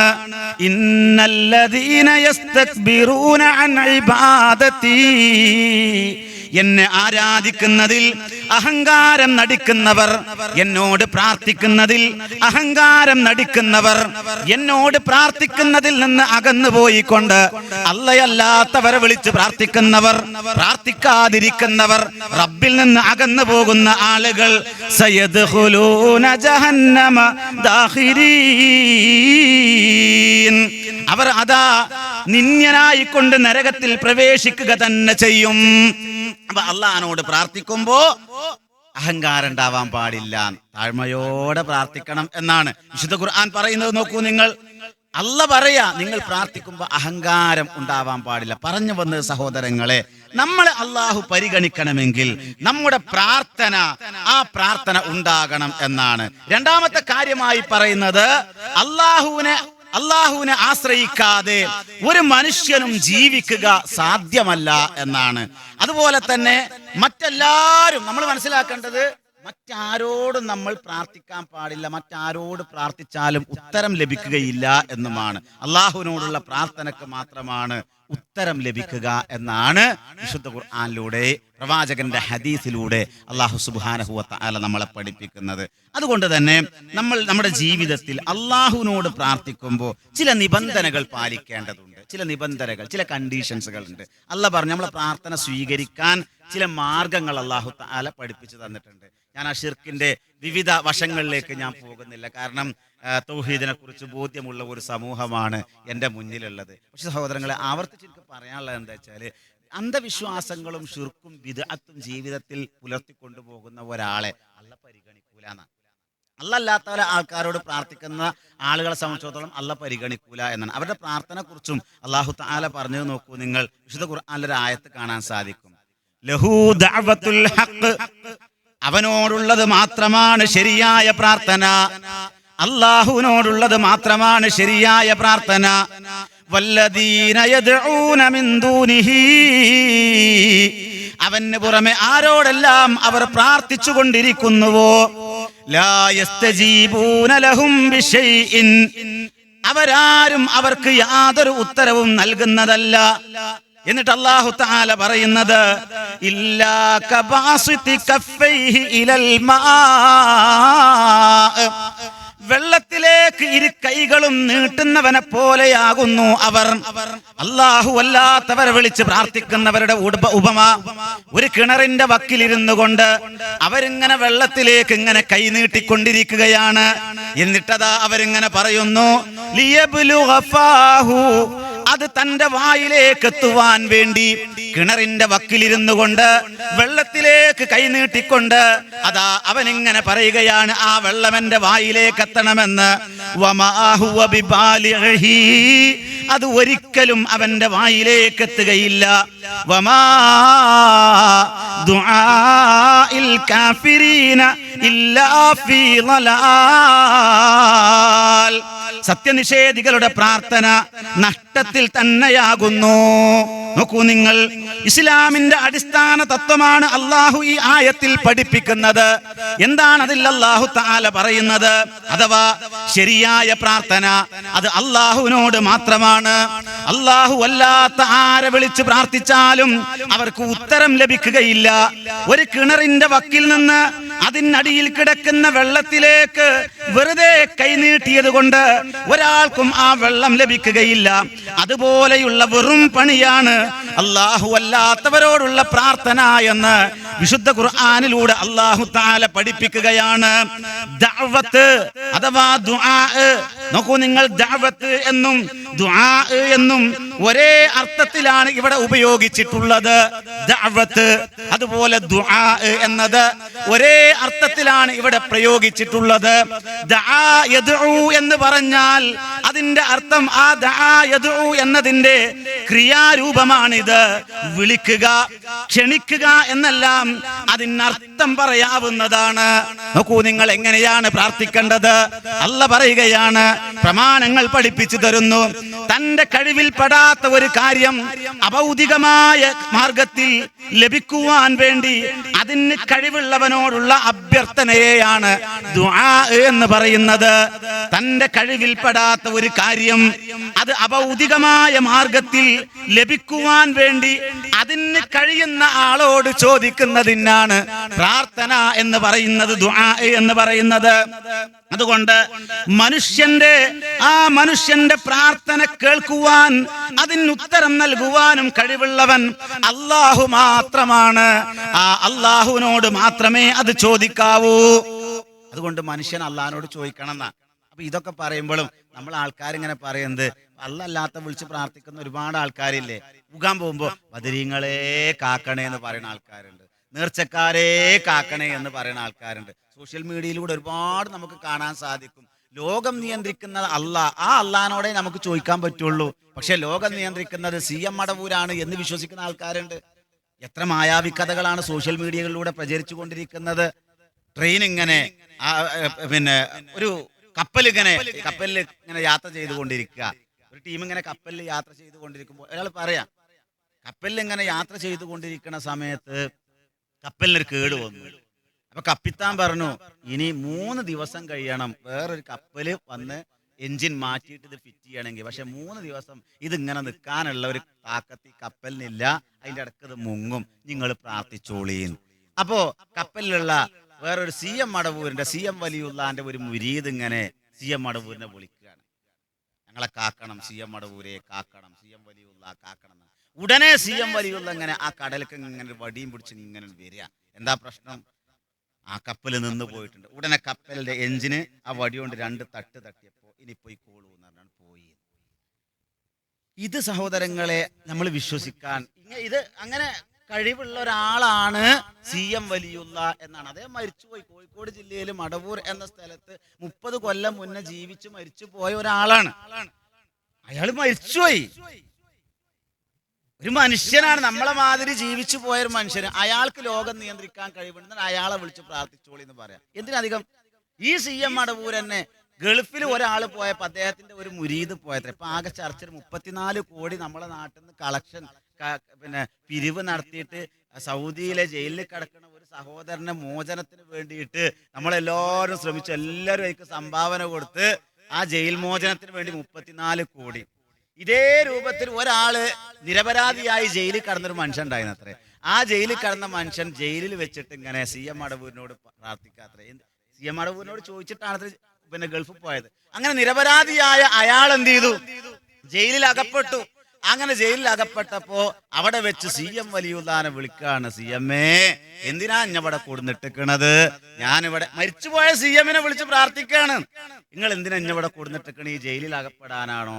ഉടനെ തന്നെ CM ഇങ്ങനെ വരുന്നുണ്ട്. നേരെ വന്ന് വണ്ടി ഇങ്ങോട്ട് ഇറങ്ങിയിട്ട് ജയിലിന്റെ വാതിൽ പൂട്ടെടുത്ത് തുറന്നിട്ട് ഇയാളെ കൈ ഇങ്ങോട്ട് പിടിച്ചിട്ട് അയാളങ്ങോട്ട് ഇറക്കിയാണ് കൊണ്ടുപോയി. അപ്പൊ ഈ ജയിലിൽ നിൽക്കുന്ന ആളിപ്പോ ഈ 34 കോടിന്റെ ആവശ്യമൊന്നും ഇല്ലല്ലോ. നിങ്ങളൊന്ന് ആലോചിച്ച് നോക്കി. അയാളൊന്ന് വിളിച്ചുങ്ങാണ്ട് ആ സഹോദരൻ എത്രയൊക്കെ ആൾക്കാര് എല്ലായിടത്തുനിന്നും പിരിച്ചൊക്കെ ഉണ്ടാക്കിയിട്ട് ഇങ്ങനെ മോചിപ്പിക്കേണ്ട വല്ല ആവശ്യമുണ്ടോ? പ്രിയപ്പെട്ടവരെ, നമ്മുടെ കൽബിലുള്ള ഈമാനിനെ പോക്കറ്റടിക്കുന്ന, പോക്കറ്റിലുള്ള പണത്തെ പോലെ കൽബിലുള്ള ഈമാനിനെയും പോക്കറ്റടിക്കുന്ന അത്തരത്തിലുള്ള രംഗം നമ്മുടെ സമൂഹത്തിൽ വ്യാപകമാണ്. ഇതൊന്നും നിന്നിട്ടില്ല. നമ്മുടെ കുടുംബങ്ങളിലൊക്കെ ഇതുപോലെ ഒരുപാട് അന്ധവിശ്വാസങ്ങൾ. ഞാൻ പറയുന്നത്, വിശുദ്ധ ഖുർആൻ പറയുന്നത് അത്തരത്തിലുള്ള ആളുകളെ വിളിച്ച് പ്രാർത്ഥിക്കാൻ വേണ്ടി നമ്മളോട് പ്രേരണ നൽകുമ്പോൾ നമ്മൾ മനസ്സിലാക്കേണ്ടത് എന്താ വെച്ചാല്, ഇതൊന്നും യാഥാർത്ഥ്യമല്ല. അല്ലാത്ത ഒരു ശക്തിയെ വിളിച്ച് പ്രാർത്ഥിച്ചാലും അതിന് ഉത്തരം ലഭിക്കൂല എന്നാണ്. അള്ളാഹിനോടുള്ള പ്രാർത്ഥനക്ക് മാത്രമേ ഉത്തരം ലഭിക്കുള്ളൂ. ആ പ്രാർത്ഥന കേൾക്കാൻ ഏത് നാട്ടിൽ നിന്നും ഏത് ഭാഷയിൽ വിളിച്ചാലും എവിടെ വിളിച്ചാലും എപ്പോ വിളിച്ചാലും കേൾക്കുന്നവൻ അല്ലാഹു തആല മാത്രമുള്ളൂ എന്നാണ് നമ്മൾ ഓരോരുത്തരും മനസ്സിലാക്കേണ്ടത്. അതുകൊണ്ടാണ് വിശുദ്ധ ഖുർആൻ സൂറത്ത് അഅറാഫിലെ 55-ാമത്തെയും 56-ാമത്തെയും വചനത്തിൽ അല്ലാഹ് പറഞ്ഞത്, നിങ്ങൾ എങ്ങനെ പ്രാർത്ഥിക്കേണ്ടത്? പ്രാർത്ഥിക്കുന്ന സമയത്ത് നിങ്ങൾ ചില കണ്ടീഷൻസുകൾ സ്വീകരിക്കണം. അല്ലാഹ് പറഞ്ഞത്, ഉദ്ഉ റബ്ബക്കും തളർറുഅൻ വഖുഫിയാ ഇന്നഹു ലാ യുഹിബ്ബുൽ മുഅ്തദീൻ. താഴ്മയോടുകൂടെയും രഹസ്യമായി കൊണ്ടും നിങ്ങൾ നിങ്ങളുടെ റബ്ബിനോട് പ്രാർത്ഥിക്കുക. താഴ്മയോടുകൂടെ പ്രാർത്ഥിക്കണം, രഹസ്യമായി കൊണ്ട് റബ്ബിനോട് പ്രാർത്ഥിക്കണം. ഇന്നഹു ലാ യുഹിബ്ബുൽ മുഅ്തദീൻ, പരിധി വിട്ടു പോകുന്നവരെ അല്ലാഹു ഇഷ്ടപ്പെടുന്നതല്ല. ഒരിക്കലും പ്രാർത്ഥനയിൽ അതിര് കവിയരുത്, ആ രൂപത്തിൽ നിങ്ങൾ പരിധി വിട്ടുപോകരുത്. എന്നിട്ട് തുടർന്ന് പറയുന്നത് നോക്കൂ നിങ്ങൾ, വലാ തുഫ്സിദൂ ഫിൽ അർളി ബഅദ ഇസ്ലാഹിഹാ, ഭൂമിയിൽ നന്മ വരുത്തിയതിന് ശേഷം നിങ്ങൾ അവിടെ നാശമുണ്ടാക്കരുത്. വദ്ഉഹു ഖൗഫൻ വതമആ, ഭയപ്പാടോടുകൂടെയും പ്രതീക്ഷയോടും കൂടെ നിങ്ങൾ അവനെ വിളിച്ച് പ്രാർത്ഥിക്കുകയും ചെയ്യുക. ഇന്ന റഹ്മത്തല്ലാഹി ഖരീബും മിനൽ മുഹ്സിനീൻ, തീർച്ചയായും അല്ലാഹുവിന്റെ കാരുണ്യം സൽക്കർമ്മകാരികൾക്ക് സമീപസ്ഥമാകുന്നു. അപ്പോ ഇവിടെ അല്ലാഹു തആല പറയുന്നത് എങ്ങനെ പ്രാർത്ഥിക്കേണ്ടത്, നമ്മൾ അങ്ങനെയാണോ പ്രാർത്ഥിക്കുന്നത് നമ്മൾ ആലോചിക്കുക. അതായത് ഇവിടെ റബ്ബിനോട് രഹസ്യമായി കൊണ്ടും താഴ്മയോടുകൂടെയും പ്രാർത്ഥിക്കണം എന്ന് അല്ലാഹു തആല പറഞ്ഞതിന് ശേഷം ഏതൊരു വിഷയത്തിലായിരുന്നാലും അതിര് കവിയുക എന്ന സ്വഭാവം അല്ലാഹുവിന് ഇഷ്ടമല്ല എന്നുകൂടി അതിനോട് കൂട്ടിച്ചേർത്ത് പറയാണ്. ഓവറാക്കരുതൊന്നും, അമിതമാവാൻ പാടില്ല, ഒരിക്കലും ആ രൂപത്തിൽ അതിര് കവിയരുത് എന്നാണ്. അല്ലാഹു പ്രാർത്ഥന സ്വീകരിക്കണമെങ്കിൽ അതിര് കവിയൽ എന്ന സ്വഭാവം നമ്മളിൽ ഉണ്ടാകാൻ പാടില്ല എന്നുകൂടി ബോധിപ്പിക്കപ്പെടുകയാണ്. ഇവിടെ ആ രൂപത്തിൽ ബോധ്യപ്പെടുത്തുകയാണ്. ആദ്യത്തെ ആയത്തിൽ അല്ലാഹു തആല ആ രൂപത്തിലാണ് ചെയ്തത്. തുടർന്ന് വരുന്ന ആയത്തിൽ ഭയത്തോടും പ്രതീക്ഷയോടും കൂടെയാണ് നിങ്ങൾ അല്ലാഹുവിനോട് പ്രാർത്ഥിക്കേണ്ടത് എന്ന് പറയുന്നതിന്റെ മുമ്പായിട്ട് തന്നെ ഭൂമിയിൽ കുഴപ്പമുണ്ടാക്കുന്ന സ്വഭാവം നിങ്ങൾക്കുണ്ടാവരുത് എന്നുകൂടി അല്ലാഹു തആല നമ്മളെ ബോധ്യപ്പെടുത്തുകയാണ്. അഥവാ പ്രാർത്ഥന സ്വീകരിക്കപ്പെടണമെങ്കിൽ അത്തരം ഒരു ദുസ്വഭാവവും നമ്മളിൽ ഉണ്ടാവാൻ പാടില്ല എന്നാണ് വിശുദ്ധ ഖുർആൻ നമ്മളെ പഠിപ്പിക്കുന്നത്. അപ്പൊ നമ്മളെ പ്രാർത്ഥന അങ്ങനെയാണോ നമ്മൾ ആലോചിച്ചു. സഹോദരങ്ങളെ, ഇപ്പത്തെ NRC CAA എന്നൊക്കെ കേൾക്കുമ്പോൾ നമ്മളിങ്ങനെ ബേജാറാവുകയാണ്. നമ്മൾ ആകെപ്പാടങ്ങനെ ബേജാറാവുക. എന്താണ് ആകെ ഇനിയിപ്പോൾ എന്താ കാട്ടുക, അതൊക്കെ ഇട്ടെറിഞ്ഞു പോണ്ടി വരുമോ, അങ്ങനെ നമ്മളെ പൗരത്വം നഷ്ടപ്പെടുമോ. ആകെ പ്രിയപ്പെട്ടവരെ, പടച്ചോനിൽ തവക്കുലാക്കിയ ഒരാൾക്ക് എന്ത് ബേജാറാവാനാണ്. നമ്മൾ ഇവിടുത്തെ പൗരത്വം നഷ്ടപ്പെടുമോ എന്ന് വിചാരിച്ചിട്ടാണ് നമ്മളിങ്ങനെ നടക്കുന്നത്. എന്നിട്ടോ നമ്മളിങ്ങനെ പടച്ചോപ്പ് എന്തേലുമൊക്കെ കാണാതൊക്കെ നമ്മളിപ്പോ മാക്സിമത്തിലാണ്. നമ്മൾ 5 നേരം നിസ്കരിക്കുന്നുണ്ട്, അതേപോലെ തന്നെ അല്ലെങ്കിൽ മഗ്‌രിബിക്ക് പള്ളിക്ക് പോകുന്നുണ്ട്, അല്ലെങ്കിൽ റമദാനിൽ നോൽമ്പോൽക്കുണ്ട്. നമ്മളൊക്കെ ചെയ്യണ ഇബാദത്ത് ഇപ്പൊ എത്രത്തോളം ഉണ്ട് നമ്മളൊന്ന് ആലോചിച്ച് നോക്കിയാൽ മതിയല്ലോ. എന്നിട്ടും നമ്മൾ മാക്സിമത്തിലാണ്. നമ്മളിങ്ങനെ വിചാരിക്കുകയാണ് ഇന്നക്കായും ചെയ്യാത്ത എത്ര ആൾക്കാരുണ്ട്, ഞാൻ ഇത്രയും ചെയ്യുന്നുണ്ടല്ലോ എന്ന് വിചാരിച്ച് നമ്മൾ ആലോചിച്ച് നോക്കിയാൽ നമ്മൾ എന്നിട്ട് പടച്ചോ നമ്മളെ സഹായിക്കും, നമ്മളെ പൗരത്വമൊന്നും പോകൂല, അങ്ങനൊക്കെ വിചാരിച്ച് ഇങ്ങനെ സമാധാനപ്പെട്ടിരിക്കുകയാണ്. അല്ലാഹു തആല ആ രൂപത്തിലുള്ള സമാധാനം നമുക്ക് പ്രദാനം ചെയ്യട്ടെ. പക്ഷെ നിങ്ങൾ ആലോചിച്ച് നോക്കി, സ്വർഗം കൊണ്ട് സന്തോഷ വാർത്ത അറിയിക്കപ്പെട്ട ആളാണ്, എല്ലാ തെറ്റുകളും പൊറുക്കപ്പെട്ട ആളാണ് ആര്? തെറ്റുകൾ സംഭവിക്കാത്ത ആളാണ് ആര്? സഹോദരങ്ങളെ, അള്ളാന്റെ പ്രവാചകൻ മുഹമ്മദ് സല്ലല്ലാഹു അലൈഹി വസല്ലമ. ആ പ്രവാചകൻ സല്ലല്ലാഹു അലൈഹി വസല്ലമക്ക് സ്വന്തം നാട്ടിൽ പൗരത്വം നിഷേധിച്ചിട്ടില്ലേ? നാട് ഉണ്ടി വന്നിട്ടില്ലേ? പ്രാർത്ഥന സ്വീകരിക്കാൻ എല്ലാ രൂപത്തിലും അള്ളാന്റെ സഹായം ലഭിക്കേണ്ട ഏറ്റവും ശ്രേഷ്ഠനായ അഷ്റഫുൽ ഖൽഖ് സല്ലല്ലാഹു അലൈഹി വസല്ലമ പൗരത്വം നിഷേധിക്കപ്പെട്ടിട്ടുണ്ട്. അപ്പൊ അങ്ങനെ സംഭവിച്ചാലോ പോണ്ടി വരും. നമുക്കെന്താ ബേജാറ്? 10 ഏക്കർ പോകുവോ, കൃഷി പോകുവോ, ഈ ആധാരം വേറെ ആൾക്കാരെടുത്ത് എത്തുവോ, ജോലി നഷ്ടപ്പെടുവോ, ഇതൊക്കെ നമുക്ക് ബേജാറ്. ഇവിടുത്തെ പൗരത്വം, ഇവിടുത്തെ നിലനിൽപ്പാ നമ്മളെ ബേജാറാക്കണത്. അവരതല്ല, ഇതൊക്കെ നഷ്ടപ്പെട്ടാലും എനിക്ക് സ്വർഗത്തിൽ പൗരത്വം വേണം, അവിടെ ഒരു മെമ്പർഷിപ്പ് എനിക്ക് കിട്ടണം. അതിനു വേണ്ടി എന്തെങ്കിലും പണി നമ്മൾ എടുക്കണ്ടോ ആലോചിച്ച് നോക്കി. അതിന് അള്ളാഹിനോട് ചോദിക്കണം എന്നാ അള്ള പറയുന്നത്. ഇവിടെ എന്ത് സംഭവിച്ചാലും ആ ശ്വാസം അങ്ങ് നിന്ന് കഴിഞ്ഞാൽ പിന്നെ നമ്മൾ കാണുന്ന കാഴ്ച ഈ കാഴ്ചയല്ല, പിന്നെയുള്ള അനുഭവം ഈ അനുഭവമല്ല. നമ്മുടേതെന്ന് നമ്മൾ പറഞ്ഞിരുന്ന മുഴുവനും നമ്മുടേതല്ലാതായി മാറുന്ന ഒരു രംഗം നമുക്കുണ്ട്. പ്രിയമുള്ളവരെ, ഈ ശ്വാസം അങ്ങ് നിന്ന് കഴിഞ്ഞാൽ ഞാൻ ധരിച്ചിരിക്കുന്ന എന്റെ ഈ ഷർട്ടിന്റെ ബട്ടണുകൾ ഞാനാണ് ധരിച്ചത്, ഇതെന്റെ കൈകൾ കൊണ്ട് തന്നെ അഴിച്ചു മാറ്റുമെന്ന് ഒരു ഉറപ്പും എനിക്കില്ല. നമ്മുടെ ശരീരത്തിലെ ഓരോ വസ്ത്രങ്ങളും അതേ മയ്യത്ത് കുളിപ്പിക്കുന്ന ആളുകൾ അഴിച്ചു മാറ്റുന്ന ഒരു രംഗം വരും. അവിടുന്ന് അങ്ങോട്ട് നമ്മുടെ അനുഭവം മറ്റൊന്നാണ്. പ്രിയമുള്ളവരെ, അതേ 6 അടി മണ്ണിലേക്ക് നമ്മളെ ഓരോരുത്തരെയും ഇറക്കി വെക്കും. നമ്മുടെ ബന്ധുക്കളും മിത്രങ്ങളും നമ്മുടെ മയ്യത്തിന്റെ ചുറ്റുഭാഗവും നിന്നുകൊണ്ട് വിലപിക്കും, സങ്കടപ്പെടും, കരയും. നമ്മുടേതെന്ന് നമ്മൾ പറഞ്ഞിരുന്ന പലതും, നമ്മുടെ ബാങ്ക് ബാലൻസുകൾ ഇവിടെ വിട്ടേച്ചു പോകും. ആഭരണങ്ങൾ കൈകളിലുണ്ട് എങ്കിൽ അഴിച്ചാൽ കിട്ടാത്ത മോതിരവും ഊരിയാൽ കിട്ടാത്ത വളയും അതുപോലെ തന്നെ മാലയും കമ്മലും എല്ലാം ഇവിടെ അഴിച്ചു വെച്ചിട്ടേ നമ്മളെ കൊണ്ടുപോകുള്ളൂ. ഈ പോഡിയത്തിന്റെ അത്ര വീതിയുള്ള ഒരു ഖബറിലേക്ക് നമ്മളെ ഇറക്കി വെക്കുമ്പോ ബിസ്മില്ലാഹി അലാ മില്ലത്തി റസൂലില്ലാഹ് എന്ന് പറഞ്ഞുകൊണ്ട് ബന്ധുക്കൾ ഇറക്കി വെക്കുന്ന സമയത്ത് മകന്റെ പോക്കറ്റിൽ നിന്നെങ്ങാനും ബാപ്പാന്റെ പോക്കറ്റിൽ നിന്നെങ്ങാനും, അതേ പ്രിയപ്പെട്ടവരെ, ആ മയ്യത്ത് ഇറക്കി വെക്കുന്ന ആളുടെ പോക്കറ്റിൽ നിന്ന് 1 രൂപയുടെ നാണയമെങ്ങാനും അതിലേക്ക് ആ ഖബറിലേക്ക് ചാടിയാൽ എന്റെ ഉമ്മാക്ക് ഉപകരിക്കുമെങ്കിൽ അതവിടെ കിടക്കട്ടെ, എന്റെ വാപ്പാക്ക് ഉപകരിക്കുമെങ്കിൽ അതവിടെ കിടക്കട്ടെ എന്ന് വെക്കൂല.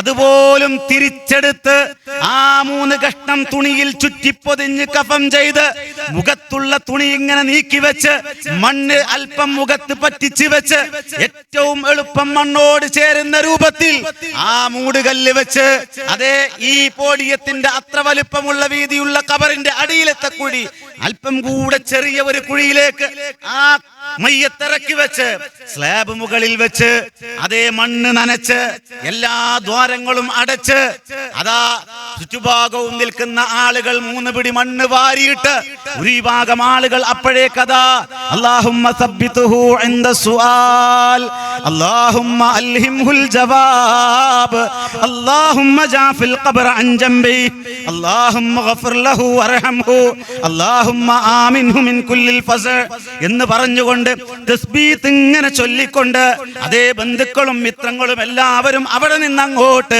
പിരിഞ്ഞു പോരുന്ന ഒരു അവസ്ഥയിൽ നമ്മൾ ഒറ്റക്കഥ ആ മലായിക്കത്തുകളുടെ ചോദ്യങ്ങൾക്ക് മറുപടി പറയേണ്ട രംഗം. അവിടുന്ന് അങ്ങോട്ട് സ്വർഗത്തിലൊരു മെമ്പർഷിപ്പ് ആർക്കാ കിട്ടുക? പടച്ചോനോട് ചോദിച്ച ആൾക്കാർക്ക്. നമ്മളിങ്ങനെ വിചാരിക്കുകയാണ് സഹോദരങ്ങളെ, ഇവിടെ കാലാകാലം കഴിയണം, ഇങ്ങനെ ഒരു യാത്ര നമുക്കൊക്കെ ഉണ്ട്. അതുകൊണ്ട് സഹോദരങ്ങളെ, ആത്മാർത്ഥമായി നമ്മൾ മനസ്സിലാക്കേണ്ടത് അള്ളാഹുവിനോട് നമ്മൾ പ്രാർത്ഥിക്കണം. അതിൽ അഹങ്കാരം വരാൻ പാടില്ല. പ്രാർത്ഥിക്കാൻ എനിക്ക് അഹങ്കാരമൊന്നുമില്ല എന്നല്ല, പ്രാർത്ഥിക്കാതിരിക്കൽ എന്നൊരു അഹങ്കാരമാണ്. പ്രാർത്ഥിക്കണം, അതിൽ പ്രാർത്ഥിക്കുന്നതിൽ അഹങ്കാരം ഉണ്ടാവാൻ പാടില്ല. മനുഷ്യന്റെ ദുർബലതയിൽ നിന്നാണ് പ്രാർത്ഥന ഉണ്ടാവേണ്ടത്. എത്ര തന്നെ ബുദ്ധിമാനും ശക്തനുമാണ് എന്ന് അഹങ്കരിക്കുന്നുണ്ടെങ്കിൽ പോലും തികച്ചും നിസ്സഹായത അനുഭവിക്കുന്ന, നിസ്സഹായനായി തീരുന്ന അവസരങ്ങൾ മനുഷ്യനുണ്ടാവാറുണ്ട്, ഇല്ലേ സഹോദരങ്ങളെ? ആ സമയത്ത് പടച്ചോനോടൊരു വിളിയുണ്ട്. ആ വിളി ചിലപ്പോ ഒരു വാക്കായിട്ടാവാം, ചിലപ്പോ ഒരു ശ്വാസമായിട്ടാവാം, ചിലപ്പോ ഒരു നോട്ടയിക്കാരം, ഒരു നോട്ടം. അതൊരു പ്രാർത്ഥനയാണ്. നിസ്സഹായമായ ഒരു നോട്ടം, ഒരു നെടുവീർപ്പ്. അത് അല്ലാഹുവിനോടേ പറ്റുള്ളൂ. അത് ചോദിക്കാറുണ്ടോ നമ്മൾ? ആലോചിക്കേണ്ടതാണ്. അതുകൊണ്ട് തന്നെ അഹങ്കാരത്തിന്റെയോ അതിക്രമത്തിന്റെയോ കൂടെ ഉണ്ടാകുന്ന പ്രാർത്ഥന അള്ളാഹുവിന്റെ അടുക്കൽ സ്വീകരിക്കപ്പെടാൻ യാതൊരു ചാൻസും ഇല്ലാന്ന്. ഇതൊക്കെ പറയുമ്പോഴും ആൾക്കാർ പറയും കാര്യങ്ങൾ. അല്ലാത്തവരോട് ആരാ പ്രാർത്ഥിക്കുന്നത്? ഇപ്പം അമ്പുറത്തേക്ക് പോണ ആളാണെങ്കിലും, ബദരീങ്ങളെ വിളിക്കുന്ന ആളാണെങ്കിലും, ഏർവാടി പോണ ആളാണെങ്കിലും, സിയാറത്ത് ടൂർ നടത്തുന്ന ആൾക്കാരാണെങ്കിലും, CM മടവൂരിനെ വിളിക്കുന്ന ആൾക്കാരാണെങ്കിലും, ഓലൊക്കെ പറയുന്നത് നമ്മള് അല്ലാത്തവരെ വിളിച്ചങ്ങൾ പ്രാർത്ഥിക്കണമൊന്നുമില്ല.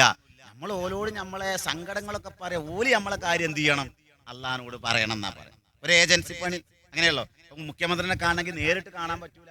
അപ്പോൾ നമ്മളെ ലോക്കൽ കമ്മിറ്റിയുള്ള ആൾക്കാരോട് പറയണം. അപ്പൊ പിന്നെ MLA-നോട് പറയണം, പഞ്ചായത്ത് മെമ്പറോട് പറയണം, MLA-നോട് പറയണം, അങ്ങനെ അതിന്റെ സെക്രട്ടറിനോട് പറയണം. അങ്ങോട്ട് എത്തുന്ന പോലെ കറണ്ട് ഒക്കെ എടുക്കുമ്പോൾ നേരിട്ട് ട്രാൻസ്ഫോമറിൽ ആരും കറണ്ട് എടുക്കൂലല്ലോ. അപ്പൊ എന്ത് ചെയ്യണം? അത് ആ വലിയ ട്രാൻസ്ഫോമറിൽ പിന്നെ ചെറിയ ലൈനുമൊക്കെ ഇങ്ങനെ വന്നിട്ട് 210 kV അതിനൊന്നും ആരും എടുക്കൂല. മെല്ലെ ഇങ്ങനെ വന്ന് അതേപോലെ നേരിട്ട് നമ്മൾ അതായത് അടിച്ചു പോകുന്ന. അപ്പൊ നമ്മൾ എന്ത് ചെയ്യണം? ആദ്യം ചെറിയ ചെറിയ പ്രാദേശികമായിട്ടുള്ള മഹാന്മാര്, തങ്ങന്മാര്, അതേപോലെ ഔലിയാക്കള്, കാര്യപ്പെട്ട ആൾക്കാർ, ഓലോടൊക്കെ പറയാം. ഓല് നമ്മളെ കാര്യം അവിടെ പറയാം. അങ്ങനത്തെ ഒരു വിഭാഗത്തെ പടച്ചോൻ ഏർപ്പാടാക്കിക്കണം? ഇല്ലല്ലോ കൂട്ടരെ, അങ്ങനെ ഒരു വിഭാഗത്തെ അല്ല ഏർപ്പാടാക്കിയിട്ടില്ല. അള്ളാന്റെ അടുത്തേക്ക് നമ്മളെ പ്രാർത്ഥന എത്തിക്കാൻ വേണ്ടിയിട്ട് അള്ള ഒരു മഹലൂക്കിന്, ഒരു മനുഷ്യന് ഏർപ്പാടാക്കിയിട്ടില്ല. അങ്ങനെ ഒരു ടീമില്ല. തങ്ങന്മാര് പറഞ്ഞാണ്ട് അങ്ങനത്തെ ഒരാൾക്കാർ പടച്ചോൻ നമ്മളെ പ്രാർത്ഥന കേട്ടിട്ട് പടച്ചോന്റെ അടുത്തേക്ക് എത്താൻ വേണ്ടി അള്ള അങ്ങനെ ഒരു ടീമിനെ ഏൽപ്പിച്ചിട്ടില്ല. പിന്നെ അള്ളാന്റെ അടുത്ത് ആരാ ഏറ്റവും ഉത്കൃഷ്ടരായിട്ടുള്ള ആൾക്കാർ? ഇങ്ങനെ ബീവിമാരോ ഔലിയാക്കളോ ഹോജാക്കന്മാരോ അങ്ങനത്തെ ആൾക്കാരോ ഇല്ല.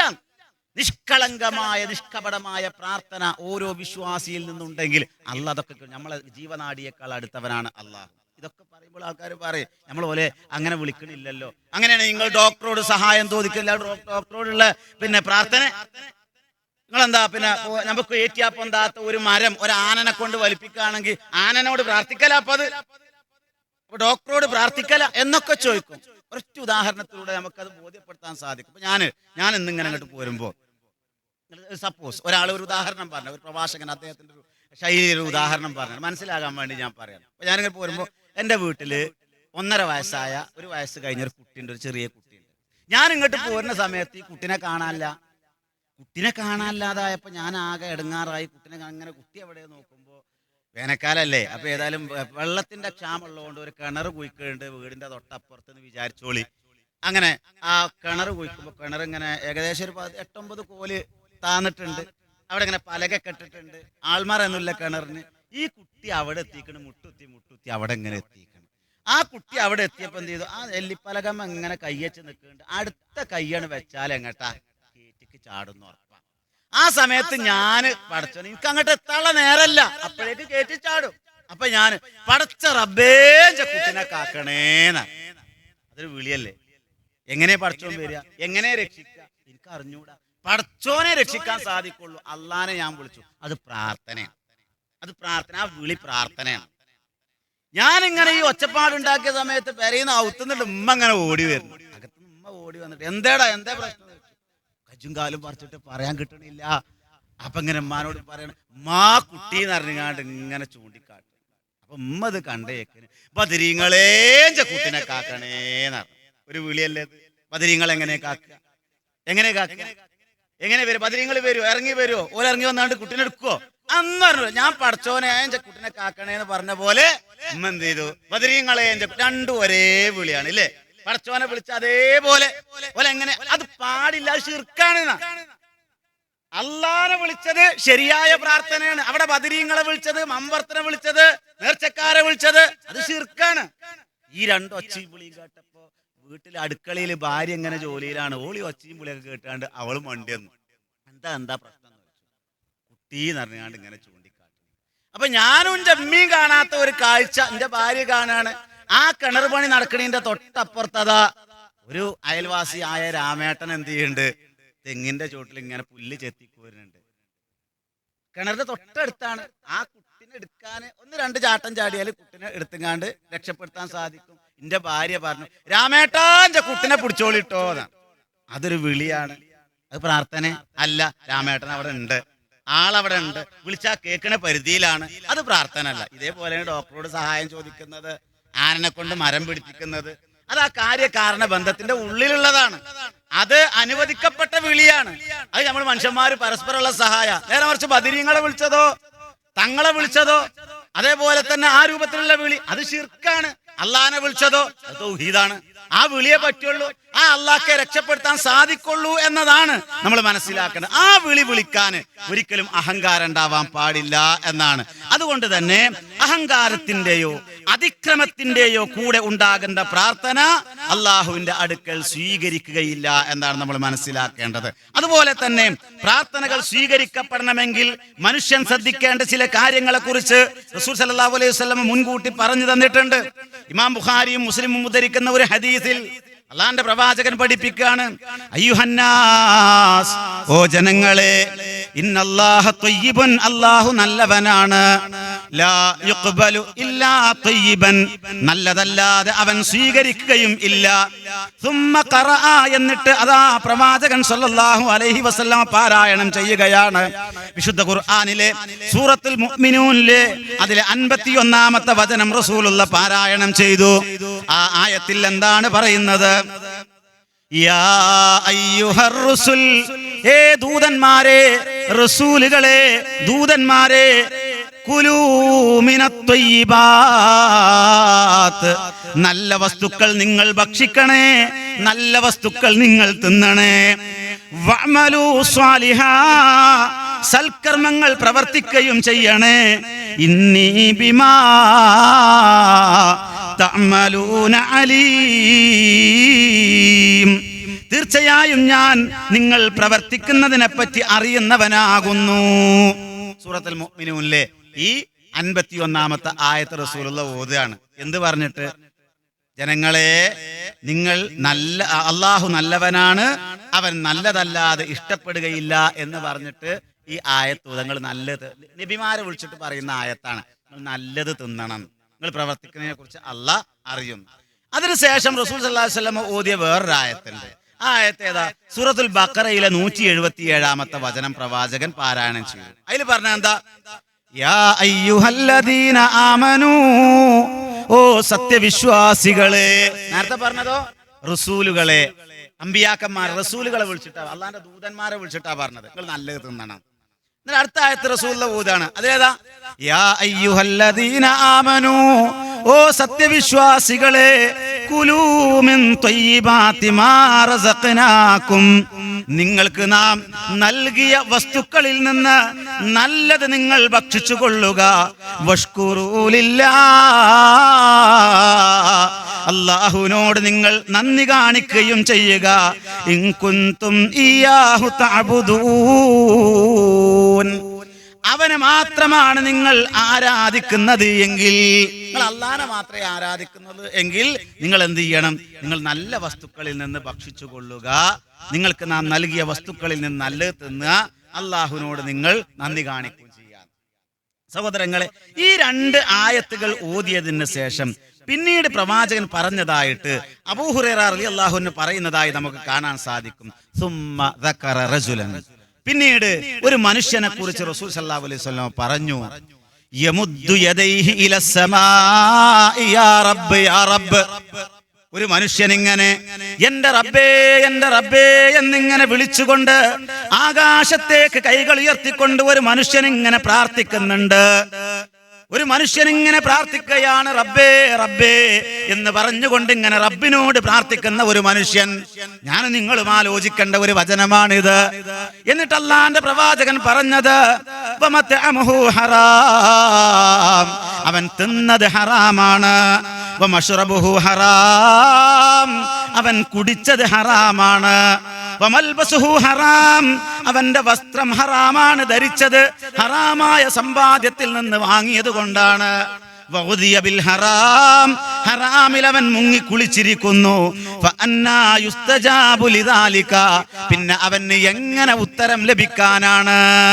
നോക്കൂ നിങ്ങൾ, ഇവിടെ വളരെ പ്രധാനപ്പെട്ട ഒരു കാര്യം, വളരെ ഗൗരവപൂർവ്വം അള്ളാഹുവിന്റെ പ്രവാചകൻ നമ്മളെ ബോധ്യപ്പെടുത്തുന്ന ഒരു കാര്യം, പ്രാർത്ഥിച്ചത് കൊണ്ട് മാത്രം കാര്യമല്ല, ആ പ്രാർത്ഥന സ്വീകരിക്കാൻ നമ്മൾ അർഹത നേടണം. നമ്മളത് അർഹത ഉണ്ടോ എന്ന് ആലോചിക്കുക. ഇവിടെ സ്വീകരിക്കണമെങ്കിൽ അതിനുള്ള അർഹത എന്താണ് സഹോദരങ്ങളെ?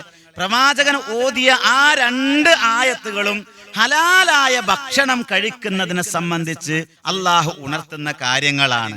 അതിൽ ആദ്യത്തെ ആയത്ത് പ്രവാചകന്മാരോടാണ് അഭിസംബോധന എങ്കിൽ, 2ാമത്തെ ആയത്ത് സത്യവിശ്വാസികളായ നമ്മളോട് ഓരോരുത്തരോടുള്ള ആയത്താണ്. യാ അയ്യുഹല്ലദീന ആമനു, വിശ്വാസികളെ നിങ്ങൾ നല്ലത് തിന്നണം. നമ്മൾ തിന്നണമൊക്കെ നല്ലതാന്ന് ആലോചിച്ചു. നമ്മളും പ്രാർത്ഥിക്കുന്നുണ്ടല്ലോ, നമ്മളെ നിസ്കാരം അല്ലാഹു സ്വീകരിക്കുമോ? നമ്മളെ പ്രാർത്ഥന അല്ലാഹു സ്വീകരിക്കുമോ? നമ്മൾ ദുആ ചെയ്യുന്നുണ്ട്, നമ്മൾ ദുആ ചെയ്തിട്ടും അതിന് ഇജാബത്ത് കിട്ടാത്തത് എന്തുകൊണ്ടാ? ഉത്തരം നമുക്ക് കിട്ടുന്നു. ഹറാമ് നമ്മളെ ജീവിതത്തിൽ ഉണ്ടാവാൻ പാടില്ല. സഹോദരങ്ങളെ, എത്ര ആൾക്കാരാ നിരങ്ങൾ പലിശക്ക് പണം വാങ്ങിയിട്ട് ബാങ്കിലിട്ടിട്ട് അതിന്റെ പലിശ കൊണ്ട് മാത്രം ജീവിക്കണം? എത്ര ആൾക്കാരുണ്ട്? പ്രാർത്ഥന അല്ലാഹു സ്വീകരിക്കൂല. ഇത് ഞാൻ പറയുമ്പോ എന്നോട് ദേഷ്യം പിടിച്ചിട്ട് കാര്യമല്ല, ഇത് പ്രമാണം, ദീനാണ് പറയുന്നത്. അത് പറയുമ്പോ നീ പറയുന്ന ആൾക്കാരെ പിന്നെ ആക്ഷേപിക്കലാണ്. ഓ വലിയ പലിശന്റെ ആള്, പലിശതൊന്നും ഇല്ലാതെ നടക്കുമല്ലോ. വിശുദ്ധ ഖുർആൻ സൂറത്തു ബഖറയിൽ കൃത്യമായിട്ട് പറഞ്ഞിട്ടില്ലേ, മനുഷ്യനെ കൊണ്ട് കൊണ്ടടക്കാൻ പറ്റാത്ത ഒന്നും അല്ലാഹ് ഞമ്മക്ക് നിയമമാക്കി പഠിപ്പിച്ചില്ല. ഇല്ലേ? അല്ലാഹ് ഒന്നും നമ്മളെ കൊണ്ട് കൊണ്ടടക്കാൻ പറ്റാത്ത, പിന്നെ നമ്മളെ അതിമോഹം, നമ്മളെ ആർത്തി, നമ്മളെ പൊങ്ങച്ചം, ആ രൂപത്തിലുള്ള സംഗതിക്ക് വേണ്ടിയിട്ടാണല്ലോ. ഇഷ്ടം പോലെ നമുക്ക് വായ്പകൾ കിട്ടാനുണ്ട്. ഭവന വായ്പ ഉണ്ട്, വിദ്യാഭ്യാസ വായ്പകളുണ്ട്, വാഹന വായ്പകളുണ്ട്. എടുക്കന്നെ മൊബൈലിൽ മെസ്സേജ് വരുമ്പത്തിന് പോയി എടുക്കുക. കുട്ടിയൊക്കെ തിന്നാൻ കൊടുത്താൽ പ്രാർത്ഥനക്ക് ഉത്തരം കിട്ടൂല. നമ്മളെ മക്കൾ വഴിപറ്റാൻ. പ്രിയപ്പെട്ടവരെ, അതിനൊരു കാരണം ഇതാണ്. ഹറാമ് തീറ്റിക്കുന്നത് കൊണ്ട്, ഹറാമ് തിന്നുന്നത് കൊണ്ട് നമ്മുടെ പ്രാർത്ഥന അള്ളാഹ് സ്വീകരിക്കൂല എന്നാ പറയുന്നത്. ആരാ പറഞ്ഞത്? അള്ളാഹ് പറയാണ്. അള്ളാഹിന്റെ പ്രവാചകനതാ ആയത്തോതിരാ പറയുന്നത്. വഹയിന്റെ അടിസ്ഥാനത്തിലല്ലേ പ്രവാചകൻ സല്ലല്ലാഹു അലൈഹി വസല്ലം പഠിപ്പിക്കുന്നത്. സഹോദരങ്ങളെ, അതുകൊണ്ട് ഹറാമിൽ നിന്ന് മുക്തമാകാതെ നമ്മുടെ പ്രാർത്ഥന ഒരിക്കലും സ്വീകരിക്കപ്പെടുകയില്ല എന്നാണ് വളരെ ഗൗരവത്തോടുകൂടെ നാം ചിന്തിക്കേണ്ട കാര്യമാണ് എന്നർത്ഥം. നമ്മുടെ പ്രാർത്ഥനക്ക് ഉത്തരം ലഭിക്കുന്നില്ല എന്ന് നമുക്ക് തോന്നുന്നുണ്ട് എങ്കിൽ നമ്മുടെ സമ്പാദ്യത്തിൽ ഹറാമിന്റെ അംശം കലർന്നിട്ടുണ്ടോ എന്ന് നാം ഓരോരുത്തരും ചിന്തിക്കേണ്ടതുണ്ട്, നമ്മൾ ഓരോരുത്തരും ആലോചിക്കേണ്ടതുണ്ട്. രണ്ടാമതായി പറഞ്ഞ സഹോദരങ്ങളെ, സത്യവിശ്വാസിയായ ഒരു വ്യക്തി തന്റെ പ്രാർത്ഥനയുടെ കാര്യത്തിൽ നിരാശനാകാൻ പാടില്ല എന്നാണ്. നിരാശനാകാൻ പാടില്ല. അള്ളാഹിനോട് ചോദിക്കുമ്പോൾ ഒരിക്കലും നിരാശ ഉണ്ടാവാൻ പാടില്ല. ആ ചോദിക്കുന്ന ചോദ്യത്തിൽ പ്രതീക്ഷ ഉണ്ടാവണം. ഞാൻ ചോദിച്ചാൽ കിട്ടും, ആ രൂപത്തിലുള്ള ഒരു പ്രതീക്ഷ ഉണ്ടാകണം. പ്രാർത്ഥിച്ചിട്ട് ഉത്തരം ലഭിച്ചില്ല എന്ന് പരാതി പറയാനും പാടില്ല. ആ വിഷയത്തിൽ ധൃതി കാണിക്കാനും പാടില്ല എന്ന്. ഇതൊക്കെ ഞമ്മക്കില്ലേ? എന്താ ഇപ്പൊ പഠിച്ചോൻ തരാം. അപ്പൊ മഴേന്റെ വിഷയത്തിൽ തന്നെ നമ്മൾ എത്ര നിരാശപ്പെട്ടു, എത്ര നമ്മൾ ആശയറ്റ രൂപത്തിൽ പ്രാർത്ഥിച്ചു. അല്ല സഹോദരങ്ങൾ, പ്രതീക്ഷയോടുകൂടെ പ്രാർത്ഥിക്കണം, നിരാശരാവാൻ പാടില്ല. ബുഖാരി മുസ്ലിം ഉദ്ധരിക്കുന്ന ഒരു ഹദീസിലൂടെ നബി സല്ലല്ലാഹു അലൈഹി വസല്ലം പഠിപ്പിക്കുകയാണ്, യുസ്തജാബു ലി അഹദികും മാ ലം യഅജൽ. ധൃതി കാണിക്കാത്തിടത്തോളം കാലം നിങ്ങളുടെ പ്രാർത്ഥനക്ക് ഉത്തരം ലഭിക്കുക തന്നെ ചെയ്യും. ധൃതി കാണിക്കാത്തിടത്തോളം കാലം നിങ്ങളുടെ പ്രാർത്ഥനക്ക് ഉത്തരം ലഭിക്കുന്നതാണ്. യഖൂലു ദഅവതു റബ്ബി ഫലം യുസ്തജബ് ലീ. അവൻ പറയുന്നു, ഞാൻ എൻ്റെ റബ്ബിനോട് പ്രാർത്ഥിച്ചിട്ട് ഉത്തരം ലഭിച്ചില്ല. പറയും, എത്ര പടച്ചോനോട് ഞാൻ ചോദിച്ചു, പടച്ചോൻ തന്നില്ലല്ലോ. അത് എത്ര കാലമായി ഞാൻ ചോദിക്കാൻ തുടങ്ങിയിട്ട്. അങ്ങനെ പറയരുത്. പ്രാർത്ഥനക്ക് ഉത്തരം അല്ലാഹ് തരും എന്നാണ്. ഇങ്ങനെ പറയരുത് എന്നാണ് റസൂൽ സല്ലല്ലാഹു അലൈഹി വസല്ലം പഠിപ്പിച്ചത്. കാരണം ഉത്തരം ലഭിച്ചിട്ടുണ്ടോ ഇല്ലേ എന്ന് ആർക്കും അറിയാൻ സാധിക്കൂല. നമ്മൾ ചോദിച്ച പ്രാർത്ഥനക്ക്, ആ പ്രാർത്ഥിച്ച പ്രാർത്ഥനക്ക് മൂന്നാല് രൂപത്തിൽ അല്ലാഹ് ഉത്തരം നൽകുമെന്നാണ്. അതുകൊണ്ടാണല്ലോ പ്രവാചകൻ പറഞ്ഞത്, അതിൽ ഒന്ന് മാത്രമേ നമുക്ക് മനസ്സിലാവുള്ളൂ. 3 രൂപത്തിലാണ് അതിന് ഉത്തരം നൽകുക. ഒന്നേ നമുക്ക് മനസ്സിലാകുള്ളൂ. നോക്കൂ നിങ്ങൾ, അബൂ സഈദ് അൽ ഖുദ്രി റളിയല്ലാഹു അൻഹു റിപ്പോർട്ട് ചെയ്യുന്ന ഹദീസിൽ നബി സല്ലല്ലാഹു അലൈഹി വസല്ലം പറയാണ്, മാ മിൻ മുസ്ലിമിൻ യദ്ഉ ബിദഅവത്തിൻ. ഒരു മുസ്ലിം അല്ലാഹുവിനോട് പ്രാർത്ഥിക്കുന്നു, ലൈസ ഫീഹാ ഇസ്മൻ വലാ ഖതീഅത്ത് റഹ്മിൻ. അവന്റെ ആ പ്രാർത്ഥന പാപത്തിന് വേണ്ടിയോ കുടുംബബന്ധം മുറിക്കുവാൻ വേണ്ടിയോ അല്ല എങ്കിൽ, ആത്മാർത്ഥമായി ഒരു തിന്മക്ക് വേണ്ടിയല്ല, അതല്ലെങ്കിൽ കുടുംബബന്ധം മുറിക്കാൻ വേണ്ടിയല്ല എങ്കിൽ, ഇല്ലാ അതാഹുല്ലാഹു ബിഹാ ഇഹ്ദാ സലാസിൻ. 3 രൂപത്തിൽ അല്ലാഹു തആല അവന്റെ പ്രാർത്ഥനക്ക് ഉത്തരം നൽകുന്നതാണ്. അപ്പൊ ഇതിൽ പ്രധാനപ്പെട്ട ഒരു വിഷയം നോക്കിയാൽ, കുടുംബബന്ധം മുറിക്കാനല്ല ആ പ്രാർത്ഥന എങ്കിൽ അല്ലാഹു ഉത്തരം നൽകും. അപ്പൊ തെറ്റി നടക്കുന്ന ആൾക്കാരെ പ്രാർത്ഥന അല്ലാഹു സ്വീകരിക്കൂല. നമ്മളൊക്കെ ആലോചിക്കേണ്ട ഒരു വിഷയമാണത്. പരസ്പരം തെറ്റി നടക്കുന്ന ആളുകളുടെ പ്രാർത്ഥന അല്ലാഹു സ്വീകരിക്കൂല. സഹോദരങ്ങൾ, നമ്മളൊക്കെ എത്ര ആൾക്കാരോടെ തെറ്റി നടക്കുന്നത്? കുടുംബത്തില് അയൽവാസികളോട് തെറ്റ്, ജ്യേഷ്ഠനാഞ്ചന്മാരോട് തെറ്റ്. എന്നിട്ട് നമ്മള് 3 ദിവസത്തിലധികം തെറ്റിയടക്കാൻ പാടില്ല എന്നുള്ള ഇസ്ലാമിന്റെ നിയമം. എന്നിട്ടോ നമ്മൾ 3 അല്ല 30 ദിവസം വരെ, 30 കൊല്ലം ആണെങ്കിലും തെറ്റിയടക്കാനും നമ്മളെ കൊണ്ട് ഒരു പ്രയാസമല്ല. അങ്ങനെ പാടില്ലല്ലോ. അള്ളാന്റെ പ്രവാചകൻ കൃത്യമായിട്ട് പഠിപ്പിക്കുകയാണ് സഹോദരങ്ങൾ, നമ്മളെ പ്രാർത്ഥന സ്വീകരിക്കൂല. ഒരിക്കൽ അള്ളാഹുവിന്റെ പ്രവാചകൻ മദീന പള്ളിയിൽ ഇങ്ങനെ ആളുകൾക്ക് ഖുർആൻ ഇങ്ങനെ പഠിപ്പിച്ചെടുത്തുകൊണ്ടിരിക്കുക, ക്ലാസ് ഇങ്ങനെ എടുത്തുകൊണ്ടിരിക്കുക. ആ സമയത്ത് സ്വഹാബത്ത് ഇങ്ങനെ പ്രവാചകന്റെ മുന്നിൽ വന്നിരുന്ന് ക്ലാസ് ഇങ്ങനെ കേട്ടുകൊണ്ടിരിക്കുക. ആ കേട്ടുകൊണ്ടിരിക്കുന്നതിന്റെ ഇടയിൽ പ്രവാചകൻ സല്ലല്ലാഹു അലൈഹി വസല്ലം പെട്ടെന്ന് പറഞ്ഞു, ഇനി ഈ സദസ്സിലേക്ക് കയറി വരുന്ന ഒരാളുണ്ട്, അയാൾ സ്വർഗാവകാശിയായിരിക്കുന്നു, അയാൾ സ്വർഗത്തിന്റെ അവകാശിയാണ്. ആ സമയത്ത് ആൾക്കാരൊക്കെ ഇങ്ങനെ അത്ഭുതപ്പെട്ടു. ഒരു സഹോദരൻ, ഒരു അൻസ്വാരിയായ ഒരു സ്വഹാബി ഇങ്ങനെ ഇടത്തെ കയ്യിൽ ചെരുപ്പ് പിടിച്ച് ഉളു എടുത്തിട്ട് താടി രോമങ്ങളിലൂടെ വെള്ളമിറ്റി വീണ് ഒരു സഹോദരൻ ഇങ്ങനെ ആ സദസ്സിലേക്ക് ഇങ്ങനെ കയറി വരുന്നുണ്ട്. ആളുകളൊക്കെ അത്ഭുതപ്പെട്ട അയാൾ ഇങ്ങനെ നോക്കുക. സ്വർഗാവകാശിയായ ഒരാൾ വരുന്നുണ്ടെന്ന് പറഞ്ഞു. റസൂൽ സല്ലല്ലാഹു അലൈഹി വസല്ലം 2ാമത്തെ ദിവസവും ക്ലാസ് എടുത്തുകൊണ്ടിരിക്കുന്ന സമയത്ത് വീണ്ടും ഇതന്നെ പറഞ്ഞു, ഇനി ഇങ്ങോട്ട് കയറി വരുന്ന ഒരാള് അയാൾ സ്വർഗാവകാശിയായിരിക്കും. അപ്പോഴും കഴിഞ്ഞ ദിവസം വന്ന അയാൾ തന്നെ വന്നത് നേരത്തെ കയ്യിൽ ചെരുപ്പ് പിടിച്ചിട്ട് ആ ഉളു എടുത്ത വെള്ളം ഇങ്ങനെ താടി രോമങ്ങളിലൂടെ ഇറ്റി വീണ് ആ സഹോദരൻ ഇങ്ങനെ വന്നിട്ട് ആ സദസ്സിൽ ഇങ്ങനെ ഇരിക്കുന്നുണ്ട്. 3ാമത്തെ ദിവസവും ഇതന്നെ സംഭവിച്ചു. അപ്പൊ അവിടെ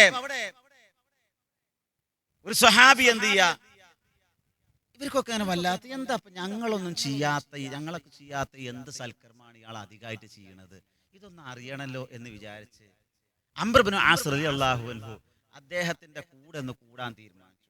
അദ്ദേഹം നേരെ ഇദ്ദേഹത്തിന്റെ വീട്ടിൽ ചെന്നിട്ട് ഇദ്ദേഹത്തോട് സലാം പറഞ്ഞിട്ട് ഇങ്ങനെ പറഞ്ഞു, ഞാനൊരു 3 ദിവസം അവിടെ നിൽക്കുകയാണ്. 3 ദിവസം കഴിഞ്ഞിട്ട് എന്തിനു വേണ്ടിയിട്ടാണ് ചോദിക്കാൻ പറ്റുള്ളൂ എന്നുള്ള സംസ്കാരം. അപ്പോൾ ഞാൻ എൻ്റെ വാപ്പാനോട് ചില പ്രശ്നങ്ങളുണ്ട്, അതുകൊണ്ട് വീട്ടിൽ തൽക്കാലം 3 ദിവസങ്ങളെ കൂടെ താമസിക്കുന്നുണ്ട് എന്ന് പറഞ്ഞു. ഇതിനാന്നൊന്നും പറഞ്ഞില്ല. എന്നിട്ട് ഇദ്ദേഹത്തിന്റെ ഓരോ ചലനങ്ങളും അംർ ഇബ്നു ആസ് റളിയല്ലാഹു അൻഹു അബ്ദുല്ലാഹി ഇബ്നു അംർ ഇബ്നു ആസ് റളിയല്ലാഹു അൻഹു ഇങ്ങനെ നോക്കുകയാണ്. അപ്പോൾ കാര്യമായിട്ടൊന്നുമില്ല. ഇയാൾ രാത്രി നമസ്കാരം തഹജ്ജുദും കൂടി നിസ്കരിക്കണില്ല, ഞങ്ങൾ ചെയ്യണ ആരാധനയും കൂടി ഇയാൾ ചെയ്യണില്ല.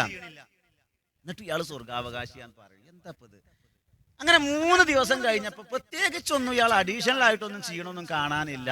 അംർ ഇബ്നു ആസ് റളിയല്ലാഹു അൻഹു തിരിച്ചു പോരുന്ന സമയത്ത് ഈ സഹോദരനോട് പറഞ്ഞു, അൻസാരിയായ സഹാബിയോട് പറയാണ്, ഞാനിങ്ങനെ വന്നത് എന്താ വെച്ചാൽ എൻ്റെ വാപ്പാനോട് ഞാൻ പ്രശ്നമൊന്നുമില്ല, അവിടെ 3 ദിവസം അവിടെ ഇങ്ങനെ താമസിച്ചതാണ്. അതെന്തിനാ വെച്ചാൽ റസൂലുള്ള അങ്ങനെ പറഞ്ഞു, നിങ്ങൾ വരുന്നതിൻ്റെ തൊട്ട് മുന്നേ റസൂലുള്ള പറഞ്ഞു ഇനി ഇങ്ങോട്ട് വരാൻ പോണ ആൾ സ്വർഗാവകാശിയാണ്. 3 ദിവസം പറഞ്ഞപ്പോൾ നിങ്ങളാ കയറി വന്നത്. എന്താ ഇപ്പം ഞങ്ങൾ ചെയ്യണേക്കാൾ കൂടുതൽ നിങ്ങൾ ചെയ്യണത് എന്നറിയാൻ വേണ്ടിയിട്ടാണ് ഞാൻ 3 ദിവസങ്ങളൊപ്പം കൂടിയത് എന്ന് പറഞ്ഞപ്പോൾ ഞാനൊന്നും പ്രത്യേകിച്ചൊന്നും ചെയ്യണമൊന്നുമില്ലല്ലോ. അല്ല, ഒന്നും ചെയ്യണില്ല, എനിക്ക് മനസ്സിലായി. 3 ദിവസം നിന്നപ്പോൾ ഞങ്ങൾ ചെയ്യണം കൂടി, ഞാൻ രാത്രിയൊക്കെ നിസ്കരിക്കുന്നുണ്ട്, നിങ്ങൾ രാത്രി തഹജ്ജുദും കൂടി നിസ്കരിക്കണില്ല. പിന്നെ ഇടയ്ക്കിടയ്ക്ക് നിങ്ങൾ ഇങ്ങനെ എണീക്കണ സമയത്ത് ഇങ്ങനെ അല്ലാഹു അക്ബർ ലാ ഇലാഹ ഇല്ലല്ലാഹ് ദിക്റൊക്കെ ചെല്ലുന്നുണ്ടെന്നല്ലാതെ വേറൊന്നും ഇപ്പം നിങ്ങൾക്ക് പുതിയതായിട്ടൊന്നുമില്ല എന്ന് പറഞ്ഞ് ഇങ്ങനെ തിരിച്ചു പോകുന്ന സമയത്ത് ഈ മനുഷ്യൻ തിരിച്ചിങ്ങനെ വിളിച്ചു. അത് ഞാൻ പറഞ്ഞു, എനിക്ക് ഈ നാട്ടിൽ ഒരാളോടും ദേഷ്യമല്ല, ഒരാളോടും വെറുപ്പില്ല, ഞാൻ ഒരാളോടും തെറ്റിയിട്ടില്ല, എൻ്റെ മനസ്സിൽ ഒരാളോടും പിണക്കല്ല, തെറ്റില്ല, ഒരു വിദ്വേഷമല്ല. അപ്പം അംർ ഇബ്നു ആസ് റളിയല്ലാഹു എന്നാൽ അതന്നെയാണ് കാരണം. അതൊരു വലിയ കാര്യമല്ലേ, നമുക്ക് കഴിയോ? നിങ്ങൾ ആലോചിച്ച് നോക്ക്, ഈ കൂട്ടത്തിൽ ഇപ്പം ഇങ്ങനെ ഇരിക്കുന്ന ആൾക്കാർ, ഈ ശബ്ദം ശ്രവിക്കുന്ന ആളില് ഇതാ അങ്ങനത്തെ ഒരാൾ സ്വർഗാവകാശിയാണ് എന്ന് പറഞ്ഞാൽ ആ അവകാശി നമ്മളെ കൂട്ടത്തിൽ ആരെക്കാരെന്ന് ആലോചിച്ചു, നമുക്കതിന് അർഹത ഉണ്ടാകും.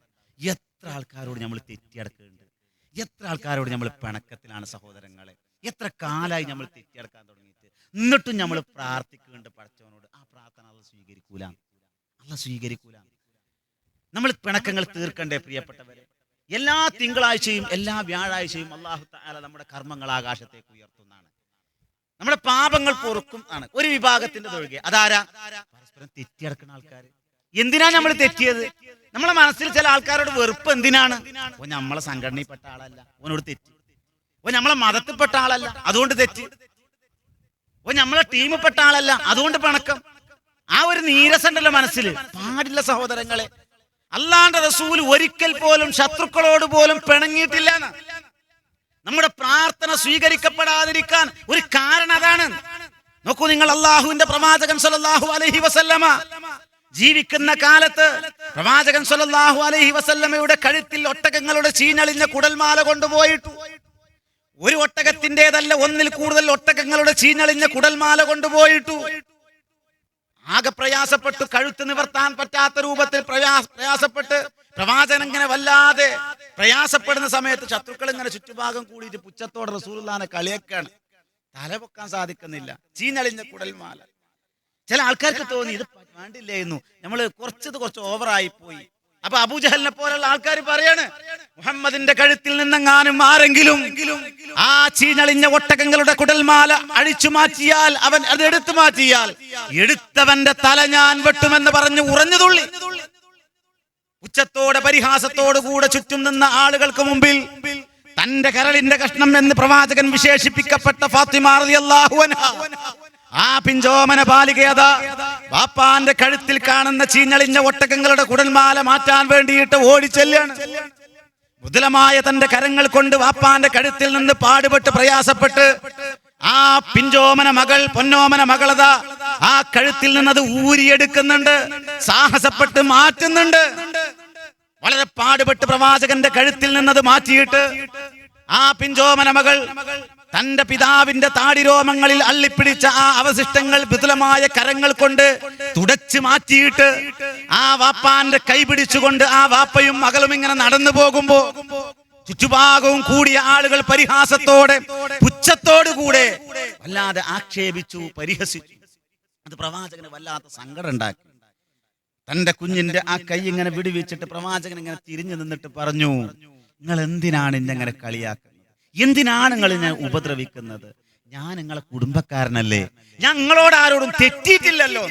നിങ്ങൾ ആലോചിച്ച് നോക്കൂ സഹോദരങ്ങളെ, തെറ്റാൻ മാത്രം, പിണങ്ങാൻ മാത്രം, പ്രതികാരം ചെയ്യാൻ മാത്രം പ്രവാചകൻ സല്ലല്ലാഹു അലൈഹി വസല്ലമക്ക് ഒരുപാട് കാരണങ്ങൾ ഉണ്ടായിട്ട് പോലും ശത്രുക്കളോട് പോലും പ്രവാചകൻ സല്ലല്ലാഹു അലൈഹി വസല്ലമ പിണങ്ങിയിട്ടില്ല, തെറ്റിയിട്ടില്ല. പ്രിയപ്പെട്ടവരെ, ഞാനും നിങ്ങളും ആലോചിക്കുക, നിസ്സാരമായ കാരണങ്ങളുടെ പേരിൽ വർഷങ്ങളോളം പിണങ്ങിക്കഴിയുന്ന എത്രയെത്ര സഹോദരങ്ങൾ അവരും അതാ റബ്ബിനോട് പ്രാർത്ഥിക്കുന്നു, യാ റബ്ബ് യാ റബ്ബ്, റബ്ബേ എന്റെ അസുഖം മാറ്റണേ, ഹിദായത്ത് നൽകണേ, സ്വർഗം നൽകണേ, നരകത്തിൽ നിന്ന് രക്ഷപ്പെടുത്തണേ എന്ന് പ്രാർത്ഥിക്കുമ്പോ ആ പ്രാർത്ഥന റബ്ബിലേക്ക് ഉയരുകയില്ല എന്ന് അള്ളാന്റെ പ്രവാചകൻ പഠിപ്പിക്കുകയാണ് സഹോദരങ്ങളെ.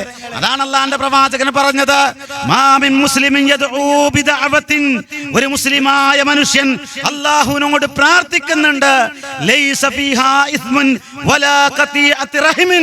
അവന്റെ പ്രാർത്ഥന പാപത്തിന് വേണ്ടിയോ കുടുംബ ബന്ധം മുറിക്കുവാൻ വേണ്ടിയോ അല്ല എങ്കിൽ, ബന്ധങ്ങൾ വിച്ഛേദിക്കുവാൻ വേണ്ടിയല്ല എങ്കിൽ,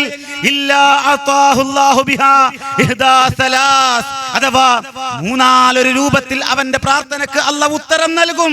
ഒന്നാമത്തെ രൂപമേതാ? ഒന്നുകിൽ അവൻ എന്താണോ പ്രാർത്ഥിച്ചത് ആ പ്രാർത്ഥിച്ച കാര്യം അവന് നൽകും. രണ്ടാമത്തെ രൂപമായി പറഞ്ഞത് അല്ലെങ്കിൽ ആ പ്രാർത്ഥനക്ക് പകരം അവന് പരലോകത്ത് അല്ലാഹു തആല ഗുണം ചെയ്യാൻ വേണ്ടി അല്ലാഹു അത് നീട്ടിവെക്കും. നമ്മൾ പ്രാർത്ഥിച്ചത് അപ്പൊ തന്നെ തരൂല. അപ്പൊ എത്രയേ പ്രാർത്ഥിച്ചു, ഒരു സന്താനത്തെ കിട്ടിയില്ല. അപ്പൊ അള്ളാഹ് കണക്കാക്കി ഉണ്ടാവും, ചിലപ്പോ അത് ഒരു ഹൈറിനായിരിക്കും. എത്ര ആൾക്കാർ മക്കളെ കൈ കൊണ്ട് കൊല ചെയ്യപ്പെടുന്നുണ്ട് സഹോദരങ്ങളെ. അള്ളാഹ് ഒരു സംഗതി തരാതെ നല്ലൊരു ഹൈറുണ്ടാകും. അള്ളാഹിനോട് ചോദിക്കണം, നിരന്തരം ചോദിക്കണം. ആ പ്രാർത്ഥിച്ചതിന്റെ ഫലമായിട്ട് അള്ളാഹ് പരലോകത്തേക്ക് നീട്ടിവെക്കും. മൂന്നാമത്തെ കാര്യമായി പറഞ്ഞത്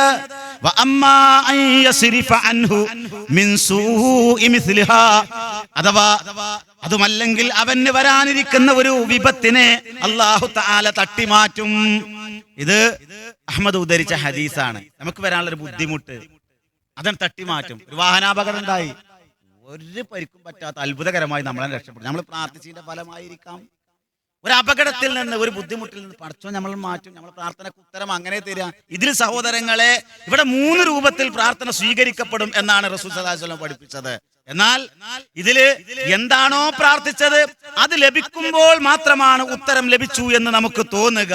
എന്നാൽ രണ്ടാമത്തെയും മൂന്നാമത്തെയും രൂപം ഇതിനേക്കാൾ നമുക്ക് ഗുണകരമായിട്ടുള്ളതാണ്. ചില പണ്ഡിതന്മാർ പറഞ്ഞത്, ഒരു രോഗി ഡോക്ടറോട് എനിക്ക് ഇന്ന രോഗമാണ് എന്നും അതുകൊണ്ട് എനിക്ക് ഇന്ന മരുന്ന് നിങ്ങൾ തരണം എന്നും പറഞ്ഞാല് ആ രോഗിയെ കുറിച്ച് അറിയുന്ന ആ ഡോക്ടർ ചിലപ്പോൾ എന്ത് ചെയ്യൂല, ആ മരുന്ന് കൊടുക്കൂല. അങ്ങനെയല്ലോ, നിങ്ങൾ ആ ഗുളിക, ആ ചോന്ന ഗുളിക എനിക്ക് നല്ലോ അത് വല്ല ആക്കണ്ടായിരുന്നു, ചിലപ്പോൾ അത് കുടിച്ചു കഴിഞ്ഞാൽ എന്ത് ചെയ്യും, സൈഡ് എഫക്റ്റ് ഉണ്ടാകും.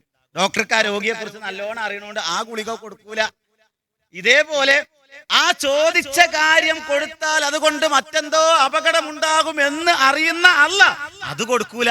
മറ്റ് 2 രൂപത്തിൽ അവന് മറുപടി നൽകും. അഥവാ പരലോകത്തേക്ക് നീട്ടിവെക്കുന്നതും ആപത്തിൽ നിന്നും അവനെ രക്ഷപ്പെടുത്തുന്നതും അതുകൊണ്ടാണ് എന്നർത്ഥം. മറ്റൊരു കാര്യം റസൂൽ സല്ലല്ലാഹു അലൈഹി വസല്ലം പഠിപ്പിച്ചത്, നിഷേധാത്മകമായ പ്രാർത്ഥന നമ്മളിൽ നിന്നും ഉണ്ടാകാൻ പാടില്ല എന്നാണ്. നേരത്തെ പറഞ്ഞ ആ ഹദീസിൽ തന്നെ പാപത്തിനോ കുടുംബ ബന്ധം മുറിക്കുന്നതിനോ അല്ലാത്ത പ്രാർത്ഥന എന്ന് റസൂൽ സല്ലല്ലാഹു അലൈഹി വസല്ലം പഠിപ്പിച്ചു. അതുകൊണ്ട് മറ്റൊരിക്കൽ പ്രവാചകൻ പറഞ്ഞത് എന്താണ് സഹോദരങ്ങളെ? വലാ തദ്ഉ അലാ അൻഫുസികും, നിങ്ങൾ നിങ്ങൾക്കെതിരെ തന്നെ പ്രാർത്ഥിക്കരുത്. വലാ തദ്ഉ അലാ ഔലാദികും, നിങ്ങൾ നിങ്ങളുടെ മക്കൾക്കെതിരെ നിങ്ങൾ പ്രാർത്ഥിക്കരുത്. വലാ തദ്ഉ അലാ അംവാലികും, നിങ്ങൾ നിങ്ങളുടെ സമ്പത്തിനെതിരെയും നിങ്ങൾ പ്രാർത്ഥിക്കരുത്. പ്രാർത്ഥന എന്തല്ല എന്ന് പറയുമ്പോൾ നമ്മൾ ഇതൊക്കെ മനസ്സിലാക്കണം. ഏതൊക്കെ വിഷയമാണ് റസൂൽ പറഞ്ഞത്? നിങ്ങൾ നിങ്ങൾക്കെതിരെ തന്നെ പ്രാർത്ഥിക്കരുത്. എന്തിനാ പഠിച്ചോനെ ഇതൊക്കെ പാടുണ്ടായി വേണ്ടിയിരുന്നില്ല പറയല്ലോ, പറയരുത്. ശാപവാക്കുകൾ പറയരുത്, നമുക്കെതിരെ തന്നെ പ്രാർത്ഥിക്കരുത്. ചിലത് അങ്ങനെ ഉണ്ട്, അങ്ങനെ ചെയ്യരുത്. മറ്റൊന്നോ, വലാ തദ്ഉ അലാ ഔലാദികും, സ്വന്തം മക്കൾക്കെതിരെയും നിങ്ങൾ പ്രാർത്ഥിക്കരുത്. മക്കൾക്കെതിരെ പ്രാർത്ഥിക്കരുത്. കാരണം എന്താ? മാതാപിതാക്കൾ മക്കൾക്ക് വേണ്ടി പ്രാർത്ഥിക്കുന്ന പ്രാർത്ഥന പഠിച്ചോ സ്വീകരിക്കുന്നു. ചില ദേഷ്യം വരുന്ന നേരത്തൊക്കെ മക്കളെ ശപിച്ചുകൊണ്ട് ആ രൂപത്തിൽ പ്രാർത്ഥിക്കരുത്.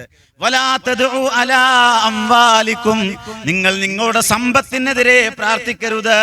എന്നിട്ട് അല്ലാഹുവിന്റെ പ്രവാചകൻ പഠിപ്പിക്കുന്നത് ലാ തുവാഫിഖു മിനല്ലാഹി സാഅ, കാരണം ചില പ്രത്യേക സമയങ്ങൾ യസ്അലു ഫീഹാ അതാഉൻ ഫയസ്തജീബു ലക്കും, ആ സമയത്തുള്ള പ്രാർത്ഥനയും ആ സമയവും ഒത്തുവന്നാൽ എന്താണോ പ്രാർത്ഥിച്ചത്, പ്രാർത്ഥനക്ക് ഉത്തരം ലഭിക്കുന്ന സമയത്താണ് ആ രൂപത്തിൽ പ്രാർത്ഥിച്ചത് എങ്കിൽ അതങ്ങ് സ്വീകരിക്കും. വളരെ ഗൗരവത്തിൽ നമ്മൾ മനസ്സിലാക്കേണ്ടതാണ്. ഇങ്ങനെ ആരും പ്രാർത്ഥിക്കാറില്ല എന്നാണ് നമുക്ക് തോന്നുക. പക്ഷേ ചില വൈകാരികമായ സന്ദർഭങ്ങളിൽ മനുഷ്യൻ അറിയാതെ തനിക്കെതിരെയോ തന്റെ സമ്പത്തിനെതിരെയോ മക്കൾക്കെതിരെയോ ഒക്കെ നാശത്തിന് വേണ്ടി പ്രാർത്ഥിക്കാൻ സാധ്യതയുണ്ട്. അത് സ്വീകരിക്കപ്പെടണം എന്ന ആഗ്രഹമില്ലാതെയായിരിക്കും പ്രാർത്ഥിക്കുക. പക്ഷേ ആ പ്രാർത്ഥനക്ക് ഉത്തരം കിട്ടണ നേരത്താണ് ആ പ്രാർത്ഥന എങ്കിൽ അതാണ് സ്വീകരിക്കുന്നത്. ഒരാളൻ മരിച്ചപ്പോ പഠിച്ചോനെ എന്തിനാണ് ഇന്നവിടെ ഇട്ടുങ്ങാണ്ട് അതിനെ മരിപ്പിച്ചത്, ഞാൻ എടുത്തുകൂടായിരുന്നില്ലേ നോക്കും മലക്കുകൾ ആമീന്നറിയും. പറയരുത്, അങ്ങനെ നാശത്തിന് വേണ്ടി പ്രാർത്ഥിക്കരുത് എന്നാണ്. അതുപോലെ തന്നെ സഹോദരങ്ങളെ, ചില പ്രത്യേക സമയങ്ങളിൽ പ്രാർത്ഥന സ്വീകരിക്കപ്പെടുന്നതായിട്ടാണ് നബി സല്ലല്ലാഹു അലൈഹി വസല്ലം പഠിപ്പിച്ചിട്ടുള്ളത്. നമ്മൾ പ്രാർത്ഥിക്കണം, ചില പ്രത്യേക സമയമുണ്ട്, ആ സമയം നോക്കി പ്രാർത്ഥിച്ചു നോക്കി, അല്ലാഹ് സ്വീകരിക്കുമെന്നാണ്. അത് ഏതൊക്കെയാണ് എന്ന് സ്വഹാബത്തിന്റെ ചോദ്യത്തിന് മറുപടിയായി ഒരിക്കൽ പ്രവാചകൻ സല്ലല്ലാഹു അലൈഹി വസല്ലം പറഞ്ഞു. അബൂ യമാമ റളിയല്ലാഹു അൻഹു പറയാണ്, ഖീല ലി റസൂലില്ലാഹി സ്വല്ലല്ലാഹു അലൈഹി വസല്ലം അയ്യു ദുആഇ അസ്മഅ, പ്രവാചകനോട് ചോദിച്ചു ഏത് പ്രാർത്ഥനയാണ് സ്വീകരിക്കപ്പെടുക? ഖാല റസൂലുള്ളാഹി സ്വല്ലല്ലാഹു അലൈഹി വസല്ലം ജൗഫിൽ ലൈലിൽ ആഖിർ, അതെ രാത്രിയുടെ അന്ത്യയാമങ്ങളിലുള്ള പ്രാർത്ഥന, രാവിന്റെ അന്ത്യ സമയത്തുള്ള പ്രാർത്ഥന. അത്താഴത്തിന് നമ്മൾ എണീറ്റിരുന്നു, ആ സമയത്തുള്ള പ്രാർത്ഥന, ആ സമയത്തുള്ള പ്രാർത്ഥനക്ക് ഉത്തരം കിട്ടും. അതിന് ആ നേരത്തെ നീച്ചാൻ കഴിയുന്ന ഒരു മാസം നമ്മൾ തെളിയിച്ചില്ലേ. നമ്മളിങ്ങനെ മുരിങ്ങ താഴ്ചതും പപ്പടം പൊരിച്ചതും ഇറച്ചി വരട്ടിയതും തിന്നാൻ നീച്ചതല്ല, അതിന് നീപ്പിച്ചതല്ല പടച്ചോന്. വരുന്ന 11 മാസക്കാലം ആ നേരത്തെ എണീറ്റ് പടച്ചോനോട് പ്രാർത്ഥിക്കാൻ പരിശീലിപ്പിച്ചതാണ്.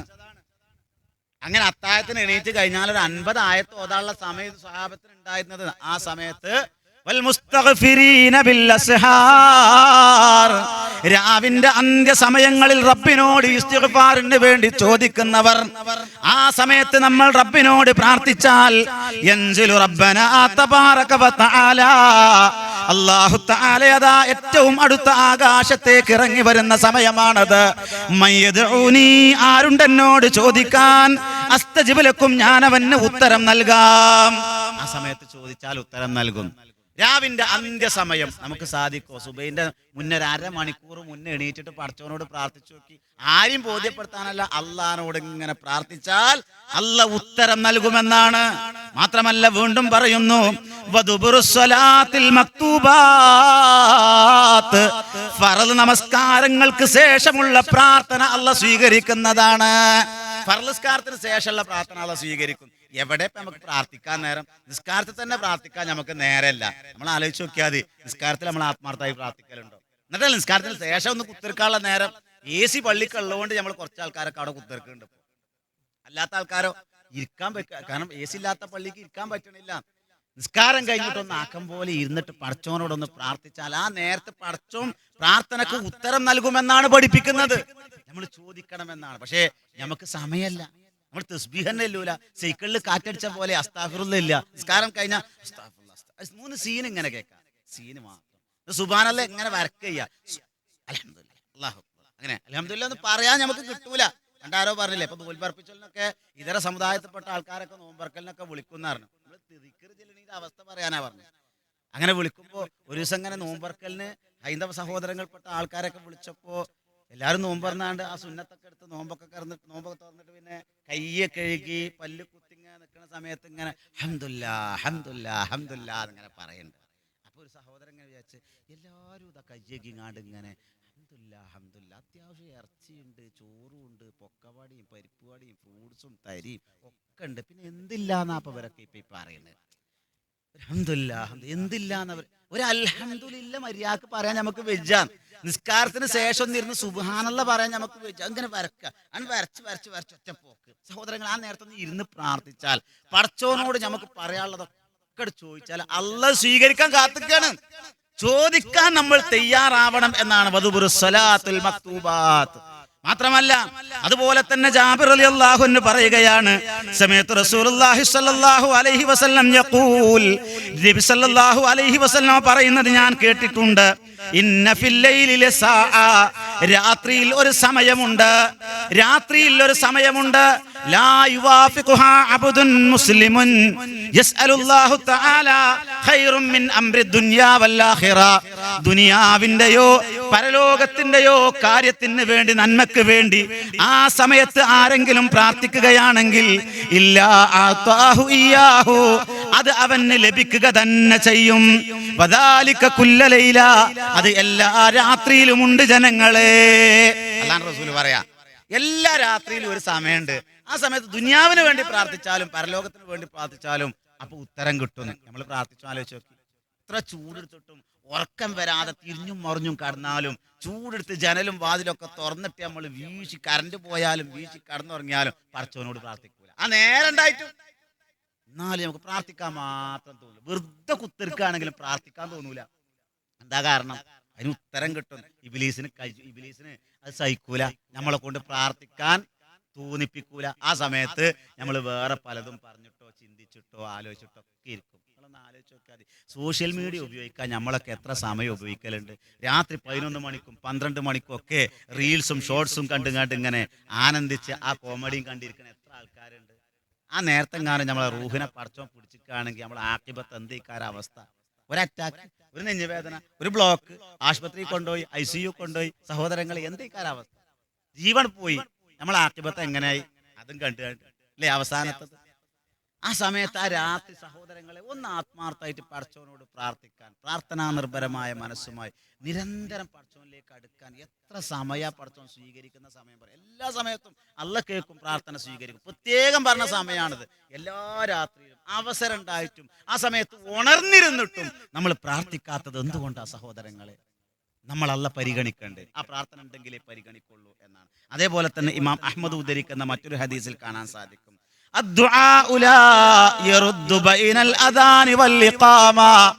ബാങ്കിന്റെയും ഇഖാമത്തിന്റെയും ഇടയിലുള്ള സമയമുണ്ടല്ലോ, അതേ പള്ളികളുടെ മിനാരങ്ങളിൽ നിന്ന് ബാങ്ക് മുഴങ്ങിയതിന് ശേഷം ഇഖാമത്ത് കൊടുക്കുന്ന സമയം വരെയുള്ള ആ ഒരു സമയമുണ്ടല്ലോ, ആ സമയത്തുള്ള പ്രാർത്ഥനക്ക് അല്ലാഹു തആല പ്രത്യേകം ഉത്തരം നൽകുന്നതാണ്.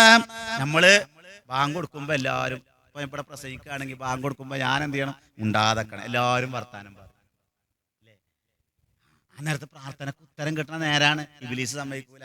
ആ ബാങ്കിന് ജവാബ് നൽകണം, ഉത്തരം നൽകണം, ബാങ്കിന്റെ പദങ്ങൾ ഏറ്റു പറയണം. എന്നിട്ടോ ആ ബാങ്ക് കഴിഞ്ഞിട്ട് ഇഖാമത്ത് വരെയുള്ള സമയം പടച്ചവനോട് പ്രാർത്ഥിച്ചാൽ അള്ളാഹ് ഉത്തരം തരുന്നു. ആ ബോധം നമുക്കുണ്ടെങ്കിൽ ആ സമയത്ത് നമ്മൾ ചോദിച്ചു നോക്കൂ, അള്ളാഹ് തരും സഹോദരങ്ങളെ, പ്രിയമുള്ളവരെ നമുക്ക് തരും എന്നാണ്. മാത്രമല്ല ഇമാം ബുഖാരി മുസ്ലിം ഉദ്ധരിക്കുന്ന ഒരു ഹദീസിലൂടെ അബൂ ഹുറൈറ റളിയല്ലാഹു അൻഹു പറയാ, അന്ന റസൂലുള്ളാഹി സ്വല്ലല്ലാഹു അലൈഹി വസല്ലം ദക്കറ യൗമൽ ജുമുഅ, വെള്ളിയാഴ്ച ദിവസത്തെക്കുറിച്ച് റസൂൽ സ്വല്ലല്ലാഹു അലൈഹി വസല്ലം പറയുകയായിരുന്നു. എന്താണ് ആ വെള്ളിയാഴ്ചയുടെ പ്രത്യേകത? വഖാല ഫീഹാ സഅത്തുൻ ലാ യുവാഫിഖുഹാ അബ്ദുൻ മുസ്ലിമുൻ യസ്അലുല്ലാഹ്, വെള്ളിയാഴ്ച ദിവസം ഒരു സമയമുണ്ട്, ഒരു മുസ്ലിമായ മനുഷ്യൻ ആ സമയവും അവന്റെ പ്രാർത്ഥനയും യോജിച്ചു വന്നാൽ ഇല്ലാ അതാഹു ഇയാഹു, അത് അല്ലാഹു തആല നൽകുക തന്നെ ചെയ്യും. ഇത് പറഞ്ഞ സമയത്ത് റസൂലുള്ള പറയുകയാണ്, വഅശാറ ബിയദിഹി യുഖല്ലിലുഹാ, അത് വളരെ കുറച്ചു മാത്രമാണ് ആ സമയമുള്ളത്. ഈ ഹദീസിനെ വിശദീകരിച്ച് പണ്ഡിതന്മാർ പല അഭിപ്രായം പറഞ്ഞിട്ടുണ്ട്. 2 ഖുത്ബന്റെ ഇടയിലുള്ള ആ സമയമാണത് എന്ന് പറഞ്ഞവരുണ്ട്, ഖുത്ബന്റെ ആ സമയമാണെന്ന് പറഞ്ഞ ആൾക്കാരുണ്ട്. അതേപോലെ തന്നെ ജുമാന്റെ പല സമയം പറഞ്ഞു. സഹോദരങ്ങളെ, ഒരു സമയമുണ്ട്, ആ സമയത്ത് അഥവാ ജുമഅ ദിവസം, വെള്ളിയാഴ്ച ദിവസം അസർ വരെ ആ സമയമുണ്ട് എന്ന് പറഞ്ഞ പിന്നെ റിവായത്തുകളുണ്ട്. അതുകൊണ്ട് നമ്മൾ മനസ്സിലാക്കുന്നത്, നമ്മൾ കൃത്യമായിട്ട് ആ സമയത്ത് വെള്ളിയാഴ്ച ആ ജുമഅയുടെ ദിവസം നമ്മൾ അള്ളാഹിനോട് പ്രാർത്ഥിക്കുക, നമുക്ക് ഉത്തരം കിട്ടും. നമ്മൾ പള്ളിക്ക് തന്നെ എത്തിക്കിട്ടണ്ടേ? കൊറോണ കാലത്ത് പണ്ട് പള്ളി നിർത്തിയ കുറേ പെണ്ണുങ്ങളുണ്ട്, ഇപ്പോഴും പള്ളിക്കൊക്കെ എത്താത്ത ആൾക്കാർ. നമ്മളൊന്ന് പോയി പ്രാർത്ഥിക്കുക, വെള്ളിയാഴ്ചക്ക് ഇരുന്ന് പ്രാർത്ഥിക്കുക. ജുമഅന്റെ പ്രതിഫലം ആണുങ്ങൾക്ക് കിട്ടണം, അതേപോലെ നമുക്ക് കിട്ടുന്ന, സ്ത്രീകൾക്കും കിട്ടുന്ന. ആണുങ്ങളും തന്നെ പള്ളിക്കൊക്കെ പോകുമ്പോൾ ആ 2ാമത്തെ ഖുത്ബ ആകാൻ കാത്തിക്കണ്ട, പ്രത്യേകിച്ച് ഈ പ്രദേശത്തൊക്കെ ജുമയുടെ തുടക്കത്തിൽ തന്നെ ആളുകൾ ഒരുമിച്ച് കൂടുന്ന ഒരു മാതൃകാപരമായ മഹല്ലാണിത് സഹോദരങ്ങളെ. ആ സമയത്ത് നമ്മൾ ഇരുന്ന് പ്രാർത്ഥിക്കുക, പടച്ചവനോട് ചോദിക്കുക. അങ്ങനെ ചോദിച്ചാൽ അല്ലാഹു തആല ഉത്തരം നൽകും എന്നാണ് കൃത്യമായി പ്രവാചകൻ സല്ലല്ലാഹു അലൈഹി വസല്ലം പഠിപ്പിക്കുന്നത്. അതേപോലെ തന്നെ സഹോദരങ്ങളെ, മറ്റൊരു സമയമായി പറഞ്ഞ എന്താണെന്ന് അറിയുക, റസൂൽ സല്ലല്ലാഹു അലൈഹി വസല്ലം പറഞ്ഞത് ഒരു ഹദീസിൽ കാണാൻ സാധിക്കും. അഖ്റബു മാ യകൂനുൽ അബ്ദു മിൻ റബ്ബിഹി വഹുവ സാജിദുൻ. ഒരു അടിമ തന്റെ റബ്ബിനോട് ഏറ്റവും അടുക്കുന്നത് അവൻ സുജൂദിലായിരിക്കുന്ന സമയത്താണ്. ഫഅക്സിറു ദുആ. ആ സമയത്ത് ദുആ നിങ്ങൾ അധികരിപ്പിക്കണം. സുജൂദിൽ ദുആ അധികരിപ്പിക്കാൻ വേണ്ടി പറഞ്ഞു. സുജൂദ് വെറുതെ സുജൂദ് ചെയ്യുക, സുജൂദിൽ പ്രാർത്ഥിക്കുക. സുന്നത്ത് നമസ്കാരങ്ങൾ സുജൂദ് ദീർഘിപ്പിക്കുക, എന്നിട്ട് പ്രാർത്ഥിക്കുക. അങ്ങനെ പ്രാർത്ഥിച്ചാൽ ആ പ്രാർത്ഥനക്ക് ഉത്തരം നൽകുമെന്നാണ്. അതേപോലെ തന്നെ സഹോദരങ്ങൾ, ഒരുപാട് പ്രാർത്ഥനക്ക് ഉത്തരം കിട്ടുന്ന ആളുകളെ കുറിച്ച് പറഞ്ഞപ്പോൾ അതിലൊരു വിഭാഗമായി പറഞ്ഞു നോക്കി, മർദ്ദിതന്റെ പ്രാർത്ഥന അള്ളാഹ് സ്വീകരിക്കുന്ന. നമ്മളൊക്കെ മർദ്ദിതരാണ്. പ്രത്യേകിച്ച് ഒരു ഇലക്ഷന്റെ മുന്നിലാണ് നമ്മൾ നിൽക്കുന്നത്.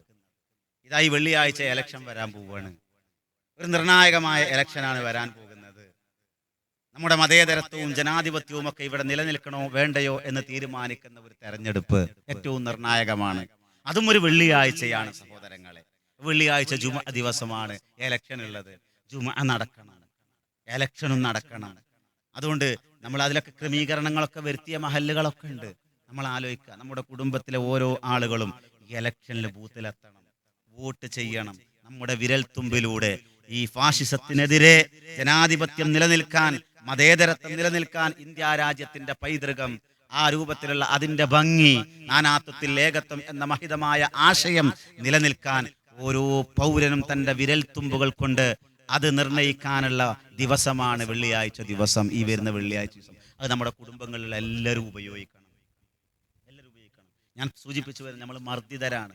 മുസ്ലിം സമുദായത്തെ ന്യൂനപക്ഷങ്ങളെ നിരന്തരം വേട്ടയാടിക്കൊണ്ടിരിക്കുന്നു. പൗരത്വത്തിന്റെ പേര് പറഞ്ഞുകൊണ്ട്, ആരാധനാലയങ്ങൾ നശിപ്പിച്ചുകൊണ്ട്, പള്ളികൾക്കെതിരെ, അതുപോലെ തന്നെ ന്യൂനപക്ഷങ്ങൾക്കെതിരെ ഒരുപാട് അക്രമങ്ങൾ, അനീതികൾ നടന്നുകൊണ്ടിരിക്കുമ്പോൾ മർദ്ദിതരായ നമ്മുടെ പ്രാർത്ഥന അള്ളാഹ് സ്വീകരിക്കുന്നു. മർദ്ദിതന്റെ പ്രാർത്ഥനയും അതുപോലെ തന്നെ അതിന് അള്ളാഹുവിന്റെ ഇടയിൽ മറല്ല. ഞാനത് വെറുതെ പറയല്ല. മഹാനായ ഉസ്മാൻ ഇബ്നു അഫ്ഫാൻ റളിയല്ലാഹു അൻഹുവിന്റെ ചരിത്രത്തിൽ നമുക്ക് കാണാൻ സാധിക്കും. ഉസ്മാൻ ഇബ്നു അഫ്ഫാൻ റളിയല്ലാഹു അൻഹു ഭരണം നടത്തുന്ന കാലത്ത് അതാ മുഹമ്മദ് സീരി എന്ന് പറയുന്ന ഒരു മനുഷ്യൻ, ഒരു താബിഈ പണ്ഡിതൻ, അദ്ദേഹത്തിന്റെ ഒരു അനുഭവം പറയാണ്. മുഹമ്മദ് സീരി അദ്ദേഹം കഅബ ഇങ്ങനെ തവാഫ് ചെയ്തുകൊണ്ടിരിക്കുന്ന സമയത്ത് വിചിത്രമായ ഒരു കാഴ്ച കണ്ടു. എന്താണ് ആ കാഴ്ച? ഒരു മനുഷ്യൻ ഇങ്ങനെ കഅബാലയത്തിന്റെ അടുത്ത് വന്ന് ഒരു കൈ മാത്രം ഉയർത്തിപ്പിടിച്ചുകൊണ്ട് പടച്ചവനോട് ഇങ്ങനെ പ്രാർത്ഥിക്കുന്നുണ്ട്. ആ പ്രാർത്ഥിക്കുന്ന സമയത്ത് മുഹമ്മദ് സീരി ഇങ്ങനെ അത്ഭുതപ്പെടുകയാണ്. എന്താ ഇയാൾ ഇങ്ങനെ പ്രാർത്ഥിക്കുന്നത്? എന്താ അയാൾ പ്രാർത്ഥിക്കണ അറിയോ? പടച്ചോനെ, നീ എനിക്ക് പുറത്തു തരണേ. നീ എനിക്ക് പുറത്തു തരില്ല എന്ന് എനിക്കറിയാം, എന്നിരുന്നാലും നീ എനിക്ക് പുറത്തു തരണേ. ഇതെന്തൊരു പ്രാർത്ഥന! പടച്ചോനെ, നീ എനിക്ക് പുറത്തു തരണേ, നീ എനിക്ക് പുറത്തു തരൂല എന്ന് എനിക്കറിയാം, എന്നാലും എനിക്ക് പുറത്തു തരണേ. മുഹമ്മദ് സീരി ഇങ്ങനെ അത്ഭുതപ്പെട്ടിട്ട്, എന്താ മനുഷ്യങ്ങൾ എന്ത് പ്രാർത്ഥനയെ പ്രാർത്ഥിക്കുന്നത്? ഇതെന്താ ഇങ്ങനെ? അപ്പൊ ഈ മനുഷ്യൻ പറയാണ്, എന്ത്, നിങ്ങൾക്ക് എന്റെ കാര്യം അറിയാത്തതുകൊണ്ടാണ്. ഞാൻ ആരാന്നറിയങ്ങള്? എന്റെ കാര്യം മഹാപ്രയാസത്തിലാണ്, എന്റെ കാര്യം. എന്നിട്ട് അദ്ദേഹത്തിന്റെ ചരിത്രം വിശദീകരിക്കുകയാണ്. ഉസ്മാൻ ഇബ്നു അഫ്ഫാൻ റളിയല്ലാഹു അൻഹുവിന്റെ കാലത്ത് ജീവിച്ച ആളാണ് ഞാൻ. അദ്ദേഹത്തിന്റെ കൂടെ ജീവിച്ച ആളാണ് ഞാൻ. അന്ന് ഉസ്മാൻ ഇബ്നു അഫ്ഫാൻ റളിയല്ലാഹു അൻഹുവിനെ കൊല ചെയ്യാൻ വേണ്ടി അദ്ദേഹത്തിന്റെ കൂട്ടത്തിൽപ്പെട്ട ഖവാരിജുകളായ ആളുകൾ വീട് വളഞ്ഞൊരു സംഭവമുണ്ട്. ഖവാരിജുകൾ ഉസ്മാൻ റളിയല്ലാഹു അൻഹുവിനെ കൊല ചെയ്യാൻ വേണ്ടി തീരുമാനിച്ചു. അങ്ങനെ അവർ ഒരു അഭ്യന്തര കലഹമുണ്ടാക്കി അവിടെ ഉസ്മാൻ റളിയല്ലാഹു അൻഹുവിനെ കൊല ചെയ്യാൻ തീരുമാനിച്ച സമയത്ത് ഞാനൊരു പ്രതിജ്ഞ എടുത്തിരുന്നു. ഞാൻ അന്ന് ഉസ്മാൻ റളിയല്ലാഹു അൻഹുവിന് എതിരായിരുന്നു. ഞാൻ ഉസ്മാൻ റളിയല്ലാഹു അൻഹുവിന്റെ മുഖത്തടിക്കും എന്ന് ഞാൻ പ്രതിജ്ഞ എടുത്തിരുന്നു. അങ്ങനെ പ്രതിജ്ഞ എടുത്തപ്പോ പക്ഷേ എനിക്കങ്ങനെ മുഖത്തടിക്കാൻ സാധിച്ചില്ല. അതിൻ്റെ ഇടയ്ക്ക് തന്നെ ഖവാരിജുകൾ അദ്ദേഹത്തിന്റെ വീട് വളഞ്ഞ് അവർ കൊന്നുകളഞ്ഞു. അങ്ങനെ ആ മയ്യത്ത് കുളിപ്പിച്ച് മയ്യത്ത് നമസ്കരിക്കാൻ വേണ്ടി മയ്യത്ത് ഇങ്ങനെ മുന്നിൽ കൊണ്ടുപോയി ആളുകൾ സ്വഫ് കെട്ടി ഇങ്ങനെ നിൽക്കുകയാണ്. ആ സമയത്ത് മയ്യത്ത് നമസ്കരിക്കാനെന്ന വ്യാജേന ഞാൻ ആ സ്വഫുകൾക്കിടയിലൂടെ വകഞ്ഞു മാറ്റി മുന്നിലെത്തി. എന്നിട്ടോ ആ മയ്യത്തിന്റെ കഫം പുടവ ഇങ്ങനെ മാറ്റിയിട്ട് ഉസ്മാൻ റളിയല്ലാഹു അൻഹുവിന്റെ മുഖത്ത് ഞാൻ അടിച്ചു. ഇത് കണ്ട ഉസ്മാൻ ഇബ്നു അഫ്ഫാൻ റളിയല്ലാഹു അൻഹുവിന്റെ ഭാര്യ സങ്കടപ്പെട്ടുകൊണ്ട് അല്ലാഹുവിനോട് പ്രാർത്ഥിച്ചു, അശല്ലല്ലാഹു യദക്, അല്ലാഹ് നിന്റെ ആ കൈ നശിപ്പിക്കട്ടെ എന്ന് പറഞ്ഞു. അല്പം കഴിഞ്ഞപ്പോഴേക്കും ഒരു പട്ടിക കഷ്ണം പോലെ ആ മനുഷ്യന്റെ കൈയായി ഒരു കൈയാടിച്ച കൈ പിന്നെ ചലിച്ചില്ല എന്നാണ്. അതാണ് അയാൾ ഒരു കൈ മാത്രം ഉയർത്തിപ്പിടിച്ച് പ്രാർത്ഥിക്കുന്നത്. ഈ ഒരു തെറ്റ് ചെയ്ത ആളാണ് ഞാൻ സൂചിപ്പിക്കുന്ന സഹോദരങ്ങളെ, അവിടെ ഉസ്മാൻ ഇബ്നു അഫ്ഫാൻ റളിയല്ലാഹു അൻഹുവിന്റെ ഭാര്യയുടെ പ്രാർത്ഥന, മർദ്ദിതന്റെ പ്രാർത്ഥനയും അള്ളാഹുവിന്റെ ഇടയിലും മറല്ല.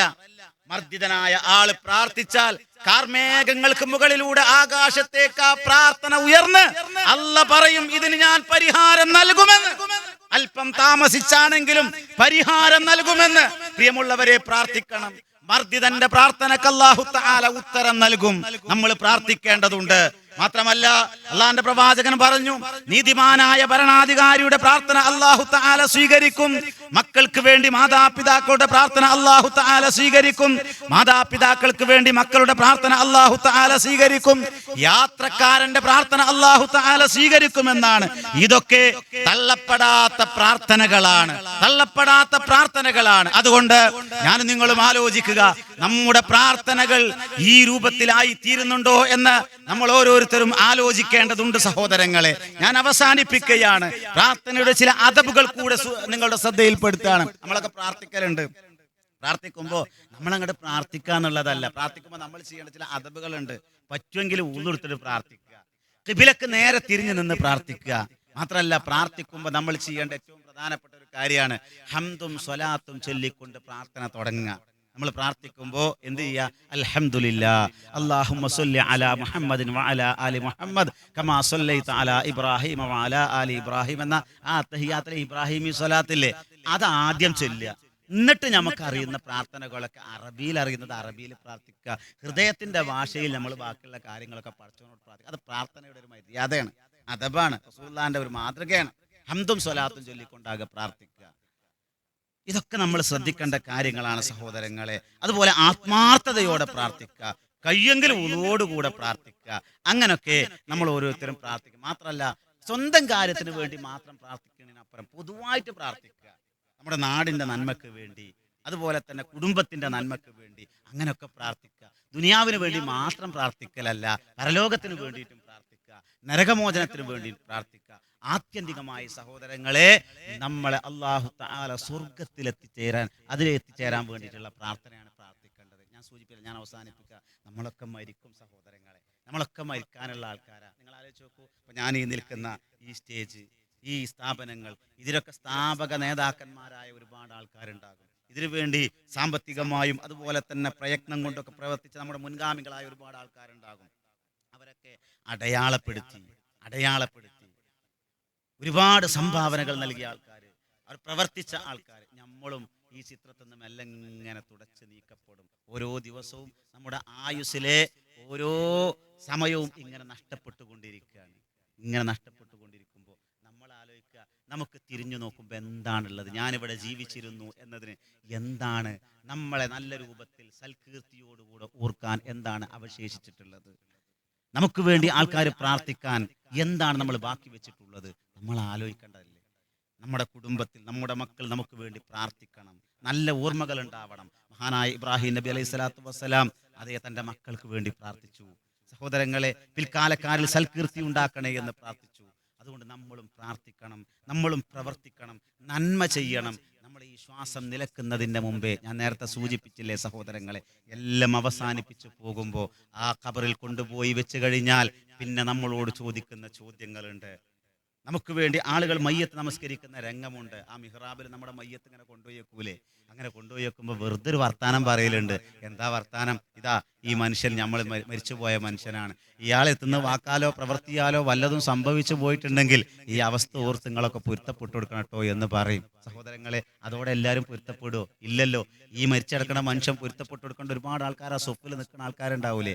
അതുകൊണ്ട് മരിക്കുന്നതിൻ്റെ മുമ്പേ പ്രാർത്ഥനക്ക് ഉത്തരം ലഭിക്കുന്ന രൂപത്തിൽ സഹോദരങ്ങളെ പിണക്കങ്ങൾ തീർക്കുക, ഒരാളോടും വെറുപ്പില്ലാതിരിക്കുക, ആത്മാർത്ഥമായി ജീവിക്കുക, നിഷ്കപടമായ ജീവിതം നയിക്കുക, മനസ്സ് വിശാലമാക്കുക, എല്ലാവരെയും ഉള്ളറിഞ്ഞ് സ്നേഹിക്കാൻ വേണ്ടി നമുക്ക് സാധിക്കണം. ആ രൂപത്തിലായാൽ റബ്ബിന്റെ അടുക്കൽ അല്ല നമ്മളെ സ്വീകരിക്കുമെന്നാണ്. അവരെയാണ് അല്ല സ്വീകരിക്കുക, അവർക്ക് അല്ല സുവിശേഷം അറിയിക്കും. يا أيتها النفس المطمئنة ارجعي إلى ربك راضية مرضية فادخلي في عبادي فادخلي جنتي. സമാധാനമടഞ്ഞ ആത്മാവേ, നിന്റെ രക്ഷിതാവിന്റെ വിരുന്നിലേക്ക് സൽക്കാരത്തിലേക്ക് നീ വന്നുകൊള്ളുക എന്ന സുവിശേഷം അറിയിക്കുന്ന മഹാഭാഗ്യവാന്മാരിൽ പെടണമെങ്കിൽ പ്രിയപ്പെട്ടവരെ, റബ്ബിനെ ഭയപ്പെട്ടുകൊണ്ട് ജീവിച്ച് അവനോട് സങ്കടങ്ങൾ പറഞ്ഞ് അവനോട് പ്രാർത്ഥിച്ച് ജീവിച്ചു പോയ മനുഷ്യന്മാർക്കാണ് ആ സുവിശേഷമുള്ളത്. ആലോചിക്കണ്ടേ സഹോദരങ്ങളെ? പണിതീരാത്ത വീടും പറക്കമുറ്റാത്ത മക്കളും വീട്ടിയിട്ടില്ലാത്ത കടങ്ങളും തീർന്നിട്ടില്ലാത്ത ആഗ്രഹങ്ങളും എല്ലാം ബാക്കിയാക്കിയിട്ട് നമുക്കൊരു യാത്ര പോകാനുണ്ടല്ലോ.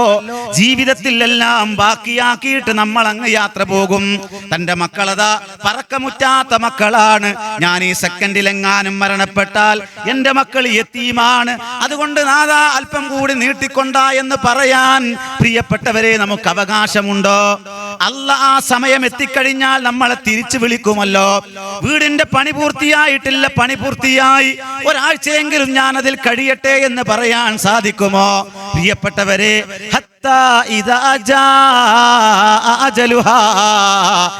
അജലെത്തിക്കഴിഞ്ഞാൽ ഒരു നിമിഷം പോലും പിന്നെ നമ്മളെ ബാക്കിയാക്കുന്നതല്ല.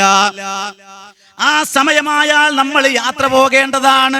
ശ്വാസം നിന്ന് കഴിഞ്ഞാൽ അതാ ഒരു വെള്ള തുണിയിട്ട് നമ്മളെ മൂടിയിട്ട് നമ്മുടെ സ്വീകരണ മുറിയിൽ നമ്മളെ കിടത്തുകയാണ്. ചുറ്റുപാടും ബന്ധുക്കൾ നിൽക്കുന്നുണ്ട്, മയ്യത്ത് കുളിപ്പിക്കുന്നുണ്ട്, കഫൻ ചെയ്യുന്നുണ്ട്, വിലാപത്തോടു കൂടെ ആ മയ്യത്ത് കൊണ്ടുപോകുന്നുണ്ട്, സങ്കടത്തോടു കൂടെ കൊണ്ടുപോയി മിഹ്റാബിൽ വെക്കുന്നു. ഈ ദുനിയാവിൽ നമുക്ക് വേണ്ടി ചെയ്തു തരുന്ന അവസാനത്തെ കർമ്മം മയ്യത്ത് നമസ്കാരം എന്ന ആ ഒരു കർമ്മം എനിക്കും നിങ്ങൾക്കും വേണ്ടി ആളുകൾ ചെയ്യുമല്ലോ പ്രിയപ്പെട്ടവരെ. അങ്ങനെ ആ മയ്യത്ത് നമസ്കാരം കഴിഞ്ഞ് പള്ളിക്കാട്ടിലേക്ക് എടുത്തു കഴിഞ്ഞാൽ നേരത്തെ സൂചിപ്പിച്ചതുപോലെ ആ ഖബറിലേക്ക് വെക്കുന്നു. ബന്ധുക്കൾ കലഞ്ഞു കരങ്ങിയ കണ്ണുകളുമായി ബന്ധുക്കൾ ഇങ്ങനെ സങ്കടപ്പെട്ട് നിൽക്കുന്നുണ്ട്. ആർക്കും ഒന്നും ചെയ്തു തരാൻ സാധിക്കുന്നില്ല. അതെ, ആ യാത്ര പോകുന്നു ബർസഖിലേക്ക്. ആളുകളെല്ലാം തിരിഞ്ഞു പോന്നാൽ അതാ മലായികത്തുകൾ അവിടെ വന്നുകൊണ്ട് ചോദ്യം ചോദിക്കുന്നു. മൻ റബ്ബുക, നിന്റെ റബ്ബാരാണെന്ന് ചോദിക്കുമ്പോ, മൻ റബ്ബുക, നിന്റെ റബ്ബാരാണെന്ന് ചോദിക്കുമ്പോ, അല്ലാഹു റബ്ബി, എന്റെ റബ്ബ് അല്ലയാണ് എന്ന് മറുപടി പറയാൻ പ്രിയപ്പെട്ടവരെ, ജീവിതത്തിലെ ഓരോ പ്രാർത്ഥനയും റബ്ബിനോട് മാത്രമായ ആളുകൾക്കുള്ള മറുപടിയാണത്. ജീവിതത്തിൽ അല്ലയല്ലാത്തവരെ വിളിച്ച് പ്രാർത്ഥിച്ചവർക്കല്ല, ഏലസ് കെട്ടിയവർക്കല്ല, ഐക്കല്ല് കെട്ടിയവർക്ക് ആ മറുപടി പറയാൻ സാധിക്കുകയില്ല. മന്ത്രിച്ചൂതി കെട്ടിയവർക്ക് ആ മറുപടി പറയാൻ സാധ്യമല്ല. രോഗം മാറാൻ കേട്ട് സിദ്ധന്മാരെ സമീപിച്ച ആളുകൾക്ക് ആ മറുപടി പറയാൻ സാധ്യമല്ല. ജീവിതത്തിന്റെ ജയപരാജയങ്ങളിൽ, സുഖദുഃഖങ്ങളിൽ റബ്ബിൽ മാത്രം അഭയം പ്രാപിച്ച് അള്ളാഹുവിനോട് സങ്കടം പറഞ്ഞ് റബ്ബിൽ പ്രതീക്ഷയർപ്പിച്ച് റബ്ബിൽ തവക്കുലാക്കിയ ആളുകൾക്കാണ് ആ ഖബറിൽ വെച്ചുകൊണ്ട് മൻ റബ്ബുക, നിന്റെ റബ്ബാരാണെന്ന് ചോദിക്കുമ്പോ അല്ലാഹു റബ്ബി, എന്റെ റബ്ബ് അല്ലയാണ് എന്ന് പറയാൻ മറുപടി ലഭിക്കുക. പ്രിയപ്പെട്ടവരെ, അതിന് വേണ്ട രൂപത്തിൽ നമ്മുടെ പ്രാർത്ഥനകൾ നമ്മൾ ക്രമീകരിക്കണം. റബ്ബിൽ പ്രതീക്ഷയർപ്പിക്കണം, റബ്ബിനോട് മാത്രം പ്രാർത്ഥിക്കണം. ആ രൂപത്തിൽ നമ്മുടെ പ്രാർത്ഥനകളും നേർച്ചകളും ഒക്കെ റബ്ബിനോടായി തീരണം. അതായി തീർന്നാൽ മാത്രമേ നമ്മുടെ പരലോകം നമുക്ക് വിജയിപ്പിക്കാൻ സാധിക്കുള്ളൂ. മരിക്കാനുള്ള ആളുകളാണ് സഹോദരങ്ങളെ. അതുകൊണ്ട് അല്ലാഹു തആല നമ്മുടെ പ്രാർത്ഥനകൾ സ്വീകരിക്കുന്ന യഥാർത്ഥ മുത്തഖീങ്ങളിൽ നമ്മെ ഓരോരുത്തരെയും ഉൾപ്പെടുത്തി അനുഗ്രഹിക്കുമാറാവട്ടെ. വിശാലമായ വിഷയമാണ്, കൂടുതൽ സംസാരിക്കേണ്ട വിഷയമാണ്. ഇൻഷാ അല്ലാഹ് മറ്റു സന്ദർഭങ്ങളിൽ നമുക്ക് വിശദീകരിക്കാം സഹോദരങ്ങളെ. അതുകൊണ്ട് നമ്മുടെ മക്കളെ നമ്മൾ കൃത്യമായിട്ട് ഈ ഒരു പാതയിലേക്ക് കൊണ്ടുവരാൻ സാധിക്കണം. ഈ ഒരു പരിപാടി നടക്കുമ്പോൾ നമ്മളൊന്ന് ആലോചിച്ച് നോക്കി. ഇതിന്റെ സംഘാടകരായ ഒരുപാട് ആളുകൾ, ഒരുപാട് മക്കൾ, ISM-ന്റെയും MSM-ന്റെയും പ്രവർത്തകരായിട്ടുള്ള ആൾക്കാർ, നമ്മളെ മക്കൾ അതിൽ ആ ഒരു ഓർഗനൈസേഷനിൽ നമ്മളെ മക്കളുണ്ടോ എന്ന് ആലോചിച്ചു. MSM-ൽ നമ്മുടെ മക്കൾ മെമ്പർഷിപ്പ് എടുത്തിട്ടുണ്ടോ ആലോചിച്ച് നോക്കുക സഹോദരങ്ങളെ. ഒരല്പസമയം കൂടെ ആ കാര്യം പറയാൻ വേണ്ടിയിട്ട് ഉപയോഗപ്പെടുത്തുകയാണ്. നമ്മളെ മക്കൾ MSM-ലുണ്ടോ? സ്റ്റുഡൻസ് വിങ്ങിൽ നമ്മളെ മക്കളുണ്ടോ?